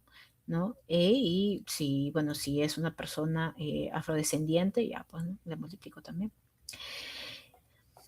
Muy bien, entonces por eso patológicamente yo lo puedo, ¿para qué me sirve? Para poder ver, ¿no? En qué estadio se encuentra el paciente, ¿no? Puede existir un daño renal con filtración glomerular normal, o sea, mayor o igual a 90, estadio 1, el pacientito todavía está filtrando, pero ya podemos ver un daño renal. ¿Cómo podríamos verlo? Por ejemplo, le hago una ecografía y no sé, y no hay una distinción córtico-medular, por ejemplo, ¿no? Daño renal ligero, 60-89, 30-59 y 15-29 y menor de 15. Esto se van a tener que aprender después, ¿no? ¿Ya? cuando ya estamos hablando de medicina interna, fisiopatología, esto tienen que saber para poder clasificarlo, porque el tratamiento va a ser distinto también, ¿ya?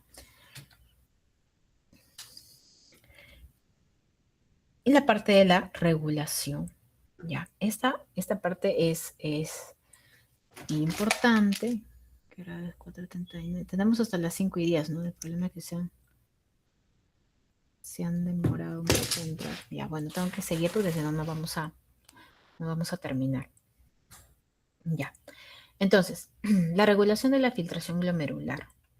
Vamos a ver que la filtración glomerular, como les dije, va a depender del glomérulo como tal, ¿no? De la arteriola aferente y la arteriola eferente. Hemos dicho que va a depender de la presión arterial, pero también de las resistencias, ¿no? De la arteriola eferente y de la arteriola aferente.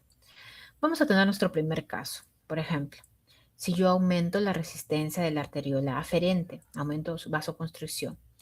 Esta vasoconstricción me va a traer como consecuencia disminución del flujo del sanguíneo renal, ¿no? Y va a traer como consecuencia disminución de la presión capilar glomerular, porque disminuye el flujo, disminuye la presión capilar glomerular. Y disminuyo, por ende, esto se haga directamente proporcional. Si disminuye mi presión, hemos dicho que disminuye mi tasa de filtración glomerular. Ese es el primer caso. En el segundo caso es cuando yo hago vasoconstricción, o sea, aumento la resistencia de mi arteriola eferente. Acá yo voy a ver que como el flujo todavía está normal, o sea, acá no he hecho vasodilatación por si acaso, está normal. Pero cuando yo disminuyo mi flujo, hago vasoconstricción acá, de todas maneras disminuyo mi flujo sanguíneo renal, ¿ya? Pero al hacer vasoconstricción voy a mantener mayor presión en el glomérulo. Eso aumenta mi presión glomerular. Y ya hemos dicho que esto es directamente proporcional, aumenta mi tasa de filtración glomerular, ¿ya? Pero si esto es muy intenso, lo multiplico más o menos por 3, va a disminuir mi tasa de filtración glomerular, ¿ya? Lo otro es la disminución, por ejemplo, disminuye la resistencia de la arteriola eferente, ¿ya? Si yo disminuyo la resistencia de la arteriola eferente, quiero decir hago vasodilatación, acá voy a aumentar el flujo sanguíneo renal, porque estoy haciendo vasodilatación, ¿ya? Pero como estoy aumentando estoy generando vasodilatación, la presión que va a haber acá va a ser poca, no voy a tener mucha presión, ¿no? Entonces va a irse toda la sangre. Disminuyo, por ende disminuye mi tasa de filtración glomerular, cuando hay una vasodilatación, ¿ya? Por ejemplo, los inhibidores de la angiotensina, ¿ya? Los inhibidores de la angiotensina van a, de la angiotensina 2, los YECAS, van a generar, ¿no? Una vasodilatación de la arteriola eferente, ¿ya? ¿Qué más? Vamos a tener, por ejemplo, en el caso de, ya el último, cuando vasodilato la arteriola aferente. Cuando vasodilato la aferente, aumento mi flujo sanguíneo renal, ¿ya? Sí, porque va a pasar más sangre. Y esto, pero va a traer como consecuencia el aumento de mi presión capilar glomerular. Como va a aumentar el flujo, más flujo se va a filtrar también, ¿ya? Muy bien. Entonces voy a tener dos efectos. El efecto bifásico es justamente los que les mencionaba, ¿no? Si es que yo aumento la resistencia de mi arteriola eferente al inicio, ¿no? Voy a aumentar la tasa de filtración glomerular. Pero si yo lo aumento por 3, ¿ya? Voy a aumentarlo por 3, ya mi tasa de filtración glomerular va a ir bajando, ¿ya? En la arteriola aferente, en cambio, si yo aumento la resistencia de mi arteriola aferente, voy a disminuir la filtración glomerular, ¿ya?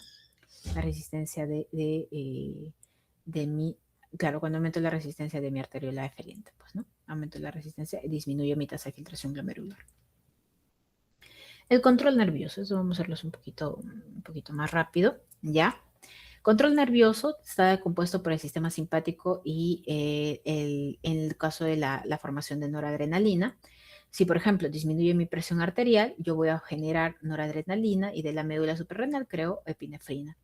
Y esos de acá van a generar una vasoconstricción, ¿verdad? Una vasoconstricción, ¿para qué? Para disminuir mi flujo sanguíneo renal, ¿ya? Porque hay una baja presión arterial. Y eso me va a traer como consecuencia una disminución de la tasa de filtración glomerular, ¿ya? Entonces, los efectos van a ser la noradrenalina, adrenalina, endotelina, disminución de la filtración glomerular, la angiotensina 2, ¿no? Va a tratar de mantenerlo, el óxido nítrico y la prostaglandinas, por lo tanto, aumentan porque son vasodilatadoras, ¿ya? Muy bien, entonces, el otro concepto es la autorregulación renal, ¿ya? La autorregulación renal, vamos a ver que se da básicamente para que el riñón no sufra daño. Eso es, simplemente. El riñón no debe sufrir daño. Y tenemos que, eso se va a dar siempre y cuando la presión arterial media se mantenga, no media, que me falta poner media, entre 80 a 180, ¿ya? Si es que se mantiene eso, vamos a tener la autorregulación, ¿ya?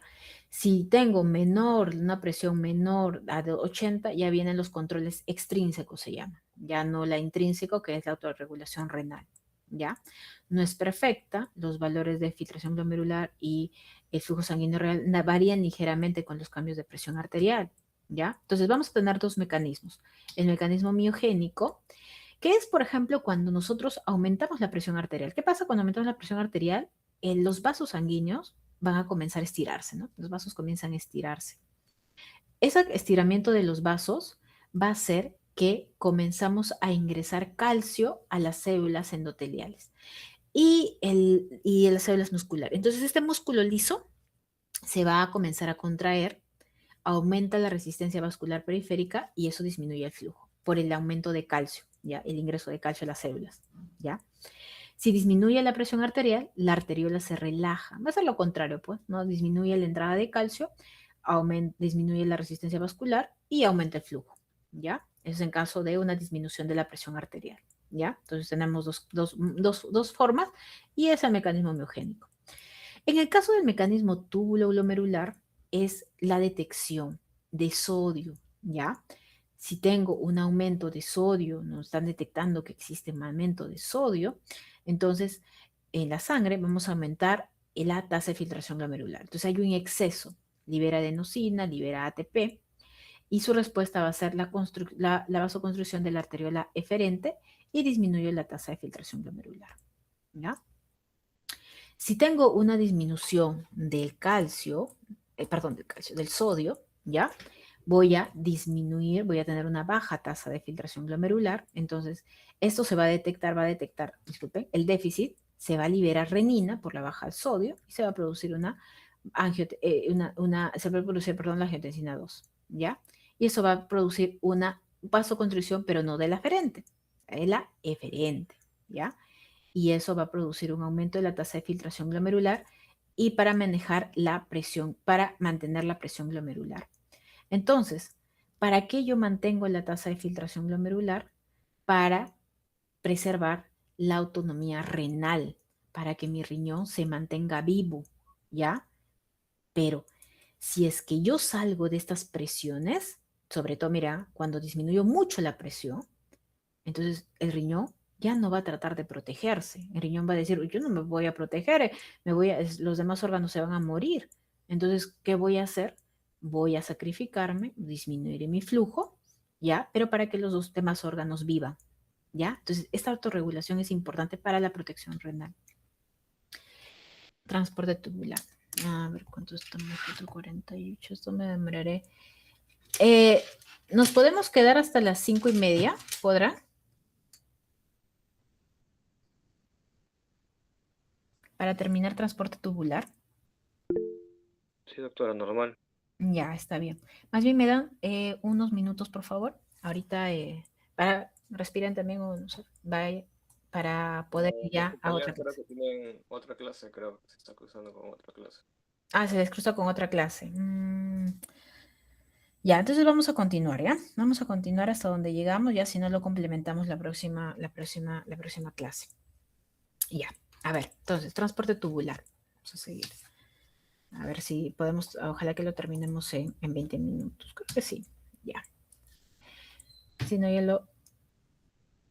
ya lo editamos la próxima clase. A ver, en el caso del transporte tubular, nosotros vamos a comprender mecanismos pasivos y activos. Eso lo tenemos que saber. Yo sé que ustedes ya lo conocen.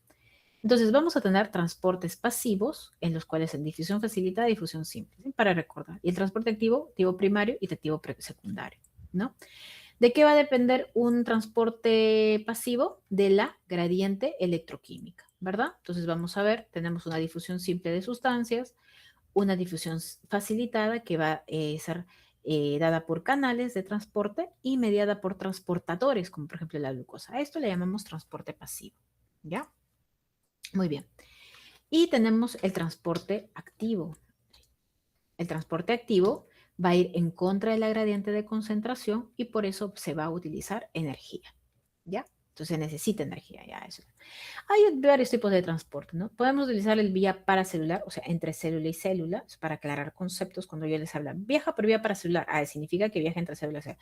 ¿Qué significa que viaja transcelular? Que viaja dentro de la célula, ¿ya?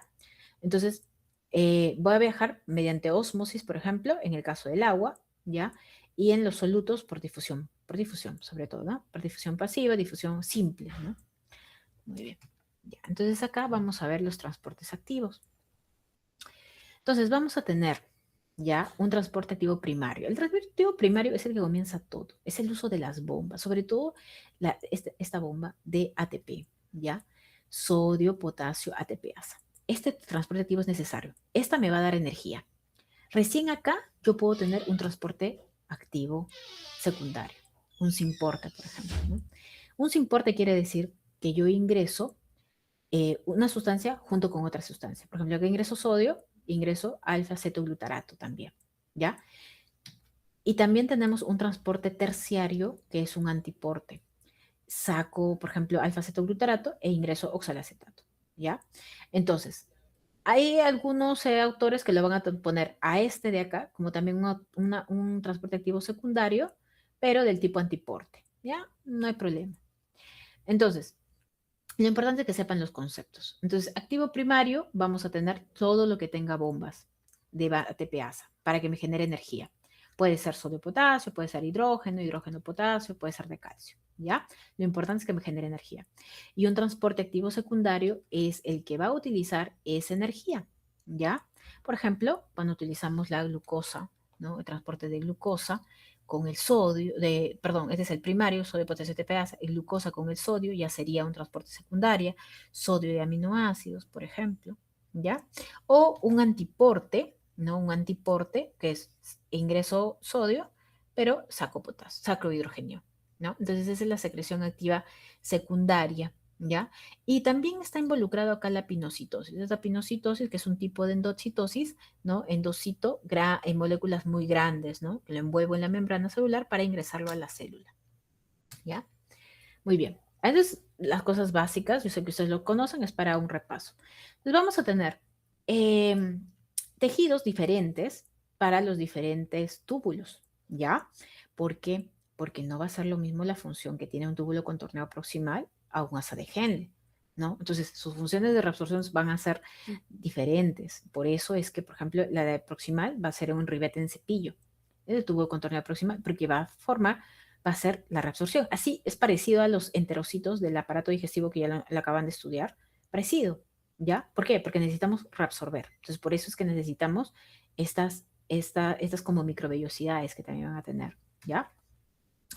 Vamos a tener el túbulo colector, su tipo de tejido, ya lo vamos a estar estudiando en la parte de histo, el túbulo contorneado distal, el asa gruesa de Henle y el asa delgada de Henle, que es mucho, bien delgadita, bien delgadita, células planas, ¿ya? Muy bien. Entonces, esto es ese recorrido que se van a dar cada uno de los túbulos, del túbulo, tanto el proximal. Si se dan cuenta, hay una parte que es un túbulo, la mayor parte del túbulo proximal es contorneado, pero voy a tener una partecita que es túbulo proximal recto, ¿ya? Eso lo pueden encontrar en los libros. Luego vamos a tener el asa de Henle, el asa delgada, el asa gruesa, acá el túbulo contorneado distal, formando la mácula densa, ¿verdad? Y vamos a tener un túbulo colector cortical y un túbulo colector medular. Ya, lo menciono así porque vamos a ver las diferencias que tiene. Ya, túbulo contorneado proximal. Se va a reabsorber casi todo, pues, ¿no? Y ahí vamos a ver lo que se reabsorbe. Se reabsorbe alrededor de 25.000 mil equivalentes al día de sodio y 179 litros al día de agua, ¿ya? Entonces estamos hablando de una reabsorción, ¿no? Brutal, bueno, bastante, todo se reabsorbe. Y vamos a tener también secreciones, por ejemplo, hidrogeniones, ácidos orgánicos, bases, lo que están viendo acá, ¿no? Porque básicamente el líquido va a ser isotónico, isosmótico, porque es lo que se filtra va a ser las mismas sustancias que van a estar en el plasma, excepto proteínas, pues, ¿no? Pero los demás solutos sí van a ser las mismas, ¿no? Entonces, una filtración de 65%, ¿no? El túbulo proximal reabsorbe alrededor del 55% de sodio, cloro, bicarbonato, ¿no? Casi toda la glucosa, pero no dice toda la glucosa y aminoácidos, y se van a secretar hidrogeniones, ¿ya? Entonces, ese es el túbulo proximal. Vamos a tener dos mitades. Esa es la primera mitad del túbulo proximal, ¿ya? Y en la primera mitad va a pasar muchas cosas, ¿ya? Entonces, vamos a ver. Existen transportadores, el SGLT, el 2 y también el 1, ¿ya? Van a existir acá en el túbulo proximal. Y esos transportadores ustedes ya también lo han visto en la parte digestivo.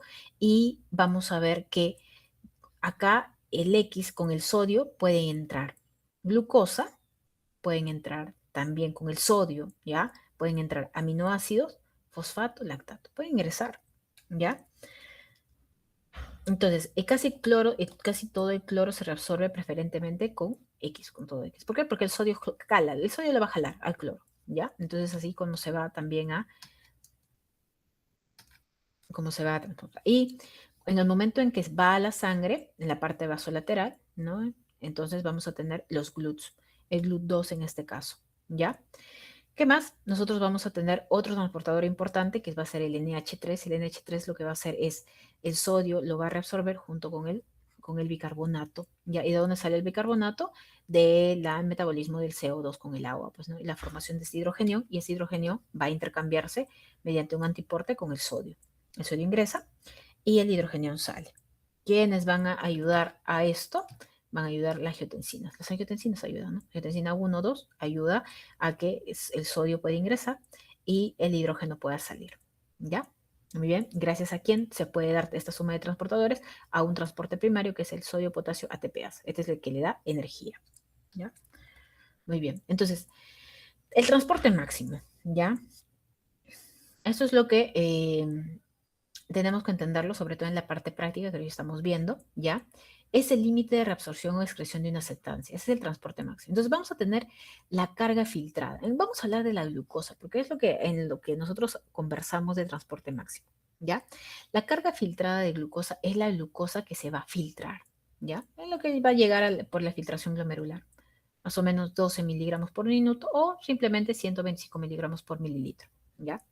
Otro concepto, umbral de glucosa. El umbral de glucosa es, ya, los valores, 250 miligramos por minuto o 180 miligramos por minuto. ¿Pero qué va a ser el umbral de glucosa? Es lo máximo que yo puedo tener, ¿ya? Para no presentar glucosuria, ¿ya? Para no presentar glucosuria. Si yo me paso de este umbral de glucosa, ¿no? 180 miligramos por decilitro, voy a presentar glucosuria, ¿ya? Y el transporte máximo de glucosa es la cantidad de glucosa máxima que yo voy a poder transportar, porque mis transportadores de glucosa van a ser finitos, ¿ya? Van a ser finitos, ¿ya? Entonces, esos son conceptos que tenemos que manejar. Umbral de glucosa, concentración de plasmática de glucosa en la que comienza a aparecer glucosa en la orina, ¿ya? En la orina. Entonces, ¿esto qué me va a indicar? Que los transportadores de glucosa en los túbulos proximales han alcanzado, ¿qué cosa? Su capacidad máxima de reabsorción, ¿ya? Entonces, vamos a ver que existen, vamos a tener el SGLT1, el SGLT2, el SGLT2, perdón, y el SGLT1, los cuales vamos a ver que tenemos al inicio este transportador y el final en menor cantidad de SGLT1. ¿Ya? Este es un 90% de transporte y este es un 10%, ¿ya? Entonces la carga filtrada aumenta por encima de 375 miligramos por minuto. Entonces la glucosa dejará de reabsorberse en todas las nefronas, en todas. ¿Y qué va a aparecer? Glucosa en mi orina, ¿ya? Ya está. Entonces, el transporte máximo no solamente se va a dar en la glucosa, el transporte máximo se va a dar en diferentes sustancias, solamente que nosotros estudiamos la parte de la glucosa, ¿ya? Entonces, porque es por lo que es una parte de la sintomatología de la diabetes, ¿verdad? Entonces, ya, pues, ¿no? Entonces, la carga filtrada de glucosa, ya hemos visto, 125 miligramos por mililitro. Entonces, vamos a tener una carga, ¿no? Y que esta carga filtrada va a tener un transporte máximo para reabsorberse. Y cuando ya deja de tener, no deja de pasa ese umbral, simplemente yo lo voy a excretar, voy a comenzar a aumentar. Entonces, vamos a ver que hay transportes máximos de reabsorción y también va a haber transportes máximos de excreción, ¿no? De secreción, mejor dicho. Entonces, acá vamos a tener conceptos como el transporte de gradiente tiempo. Entonces, ¿qué quiere decir? Por ejemplo, en el caso del sodio en el túbulo proximal, a mayor sea la concentración de sodio, ya mayor será su reabsorción. ¿Ya? Entonces, mayor cantidad de sodio, mayor su reabsorción. Mientras más lento sea el flujo en el líquido, acá es el líquido tubular, en el líquido tubular, mayor será el porcentaje de sodio que pueda reabsorberse. ¿Ya? Entonces, si el líquido tubular está pasando lento, le da tiempo al sodio para poder reabsorberse. Eso significa el transporte gradiente tiempo. ¿Ya? Y el transporte máximo de la bomba de ATP a sodio-potasio suele ser mucho mayor que la intensidad de reabsorción neta de sodio. ¿Ya? Entonces, la que me va a ayudar más va a ser la bomba sodio-potasio ATPasa. ¿Ya? ¿Y qué están? Las sustancias, como les mencionaba, filtración, la carga filtrada de glucosa, lo que se va a reabsorber, lo normal, lo que se tiene que excretar es 0, y el porcentaje va a ser de 100, ¿no? Entonces, las demás sustancias sí, lo puedo eliminar, pero bicarbonato, reabsorbo casi todo, pero también queda un poquito, y sodio, ¿verdad? Un poco de sodio, 1000 equivalentes por ahí, ¿no? Entonces, y la creatinina, ¿no? La carga filtrada es 1.8. Reabsorbida, no debo reabsorberlo, porque esta lo estoy utilizando para que hemos dicho, para dar la velocidad de filtración glomerular, ¿verdad? Entonces no puedo reabsorberlo. La cantidad excretada tiene que ser la misma, ¿no? Pero hemos dicho que se secreta un poquito, sí, puede secretarse un poquito, ya, pero ya, desconsiderando, que no consideremos eso, 1.8. Entonces el porcentaje de cantidad, carga filtrada y reabsorbida es 0, de creatinina. ¿Ya? Entonces cada molécula va a tener su cantidad filtrada y su cantidad excretada. ¿Ya? En la segunda mitad, nosotros vamos a tener, seguimos en el túbulo proximal, nosotros vamos a tener formación, por ejemplo, de uniones entre aniones con hidrogenión para que estas puedan ser eliminados, ¿no? Puedan ser eliminados, ¿no? Iones hidroxilo, ¿no? Entonces, y también vamos a ver cómo se va a reabsorber el cloro con el sodio. Siempre van juntitos por carga, cloro, sodio, y el sodio va aumentando acá, y el cloro por gradiente electroquímico lo jala. El negativo va al positivo, ¿no? Siempre jala. Entonces, mediante transporte paracelular se da este movimiento. ¿Ya? Vamos a tener nuestra reabsorción también del sodio mediante la bomba sodio-potasio ATPasa, y acá vamos a tener también transportadores de potasio-cloro para la reabsorción de potasio y también para la reabsorción del cloro, ¿no? Entonces, vías paracelulares y también vías transcelular con intercambio con aniones con el cloro, ¿ya? Entonces, acá, en el caso de los líquidos, vamos a ver que se va a reabsorber, ¿no?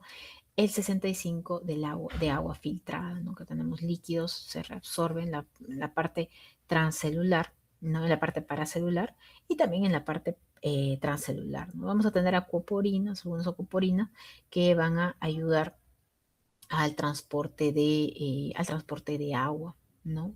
Sobre todo las tipo 1, vamos a tener acá, ¿no? Para que se transporte y se pueda reabsorber la mayor cantidad de agua, ¿ya?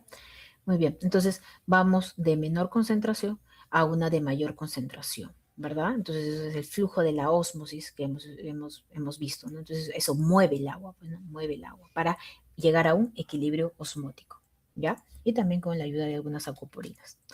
Aquaporinas tipo 1 que no van a depender de la vasopresina, ¿ya?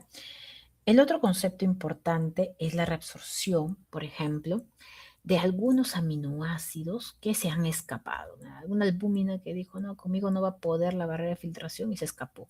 Ah, ya, pero no contaban que también en el túbulo proximal vamos a tener mecanismos para la reabsorción, ¿ya? De estas proteínas, ¿ya? Entonces, no debería haber muchas proteínas que se deban eliminar, ¿no? Entonces, proteínas filtradas, pocas, pero vamos a ver que proteínas filtradas es igual a la velocidad de filtración glomerular por las proteínas del ultrafiltrado. Bueno, entonces, las proteínas, casi todas las proteínas filtradas, entonces, si es que se filtra, deben reabsorberse, pues, ¿no? La orina carece básicamente de proteínas. ¿Y cuándo se filtrará? Más o menos 7.2 gramos por día. ¿Por qué? Porque las proteínas que se filtran básicamente hemos dicho que la cantidad de litros al día que se va a ir filtrando es de 180 litros por día, no de proteínas en general, pero las proteínas que pueden ir escapando son de 40 miligramos por litro. Entonces, al día yo voy a tener 7.2 gramos por día de proteína, un poquitito, ¿ya? Y cuando pasa, nosotros vamos a tener mecanismos, ¿no? Mecanismos para poder ayudar a la reabsorción de estas, como por ejemplo, primero el complejo megalina-cubilina, ese complejo megalina-cubilina que primero lo vamos a ver acá. Entonces, en el túbulo contorneado proximal, al inicio vamos a tener esta cubilina-megalina, que son proteínas de membrana, que van a comenzar se une la proteína, van a captar la proteína. Y al captar la proteína, se las van a endocitar junto con ellas, las endocitan en una vesícula, van al lisosoma y las degradan, ¿ya? Y al degradarse, estas regresan hacia la sangre. Entonces, hacia el túbulo, ya regresan hacia el túbulo. Y ya tenemos fragmentos, como en este caso, mucho más pequeñitos, aminoácidos, que después, o sea, en el momento que sigan pasando por el túbulo, van a ser reabsorbidos. ¿Ya? Entonces, una parte de esos fragmentos van a ser secretados y otra parte aquí mismo se reabsorbe. No sé si se reabsorbe. ¿Ya? Muy bien. Entonces, si hay fragmentos que no pertenecen, que no son unidades estructurales de las proteínas, los puedo desechar también, pues, ¿no? Lo puedo desechar. Ya, entonces, eso una vez la megalina cubilina. Ya. Y el otro mecanismo es el receptor neonatal, la fracción constante del receptor neonatal, ¿no? Entonces, acá voy a tener, ¿no? Acá tenemos, ¿no? Ese es el complejo megalina-cubilina y este es otro, ¿no? Entonces, ¿qué tiene? Acá tenemos en la luz, se pasó la albúmina, esta es la luz, ¿ya? Esta es la luz tubular, el tubular, y acá vamos a tener la albúmina que se fue. Entonces, tengo unos receptores que son la fracción constante de receptor neonatal y va a endocitarse junto con la albúmina, ¿no? Y esta de acá va a entrar por transitosis, ¿ya? Entra por transitosis y puede dejar la albúmina directamente al capilar peritubular. Se lo lleva, ¿ya? O simplemente lo puede endocitar y lo degrada, ¿ya? Y lo va degradando y lo elimina para ser eliminado por la orina, ¿ya? Entonces son dos mecanismos.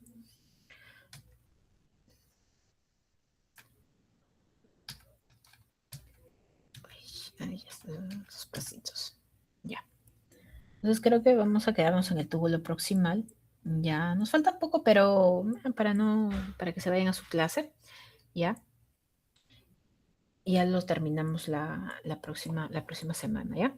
Entonces, en el túbulo proximal vamos a tener algunos aniones que son segregados por el túbulo seminal, la secreción, ¿ya? Aniones endógenos, ¿no? Formación de cíclicos, sales biliares, todo esto, ¿no?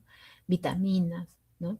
Y fármacos que también se pueden secretar, ¿ya? Penicilinas, ¿no? Por ejemplo, algún tipo de diurético, furosemida, ¿no? Salicilatos, ¿no? Analgésicos, ¿no? Entonces, vamos a tener aniones, algunos aniones secretores, ¿no? El PAC es el paramino hipúrico, el ácido panamiro bipúrico, que es lo que lo voy a secretar, ¿verdad? Lo secreto mediante la sangre, quizás no lo he filtrado totalmente, lo puedo secretar, y lo intercambio por alfa-cetoglutarato y lo elimino, pues, ¿no? Es una anión secretada. ¿ya? Gracias a quién siempre tiene que existir esto, pues, ¿no? Mi bomba de sodio, potasio, TPasa, para poder generar un movimiento de partículas, ya sea en secreción o ya sea reabsorción, ¿ya? Muy bien. Entonces, como tienen clase, se pueden quedar para terminar. Ya, ¿les parece que nos quedamos acá? Nos quedamos en el asa de Henle. Sí, asa de Henle es la 45, ya. ¿Sí? ¿Está bien? Chicos, ¿están ahí? Sí, doctora, muchas gracias. Ya. Sí, está bien, doctora. Ya, listo. Entonces, con los dos grupos me quedo en la asa de Henle y con eso terminamos y ya completamos la segunda clase. Muy bien, chicos. Muchas gracias. Ya nos vemos la próxima semana. Estudian para su examen de hoy. Ya tienen examen, no sé qué me han dicho. Ya. Listo.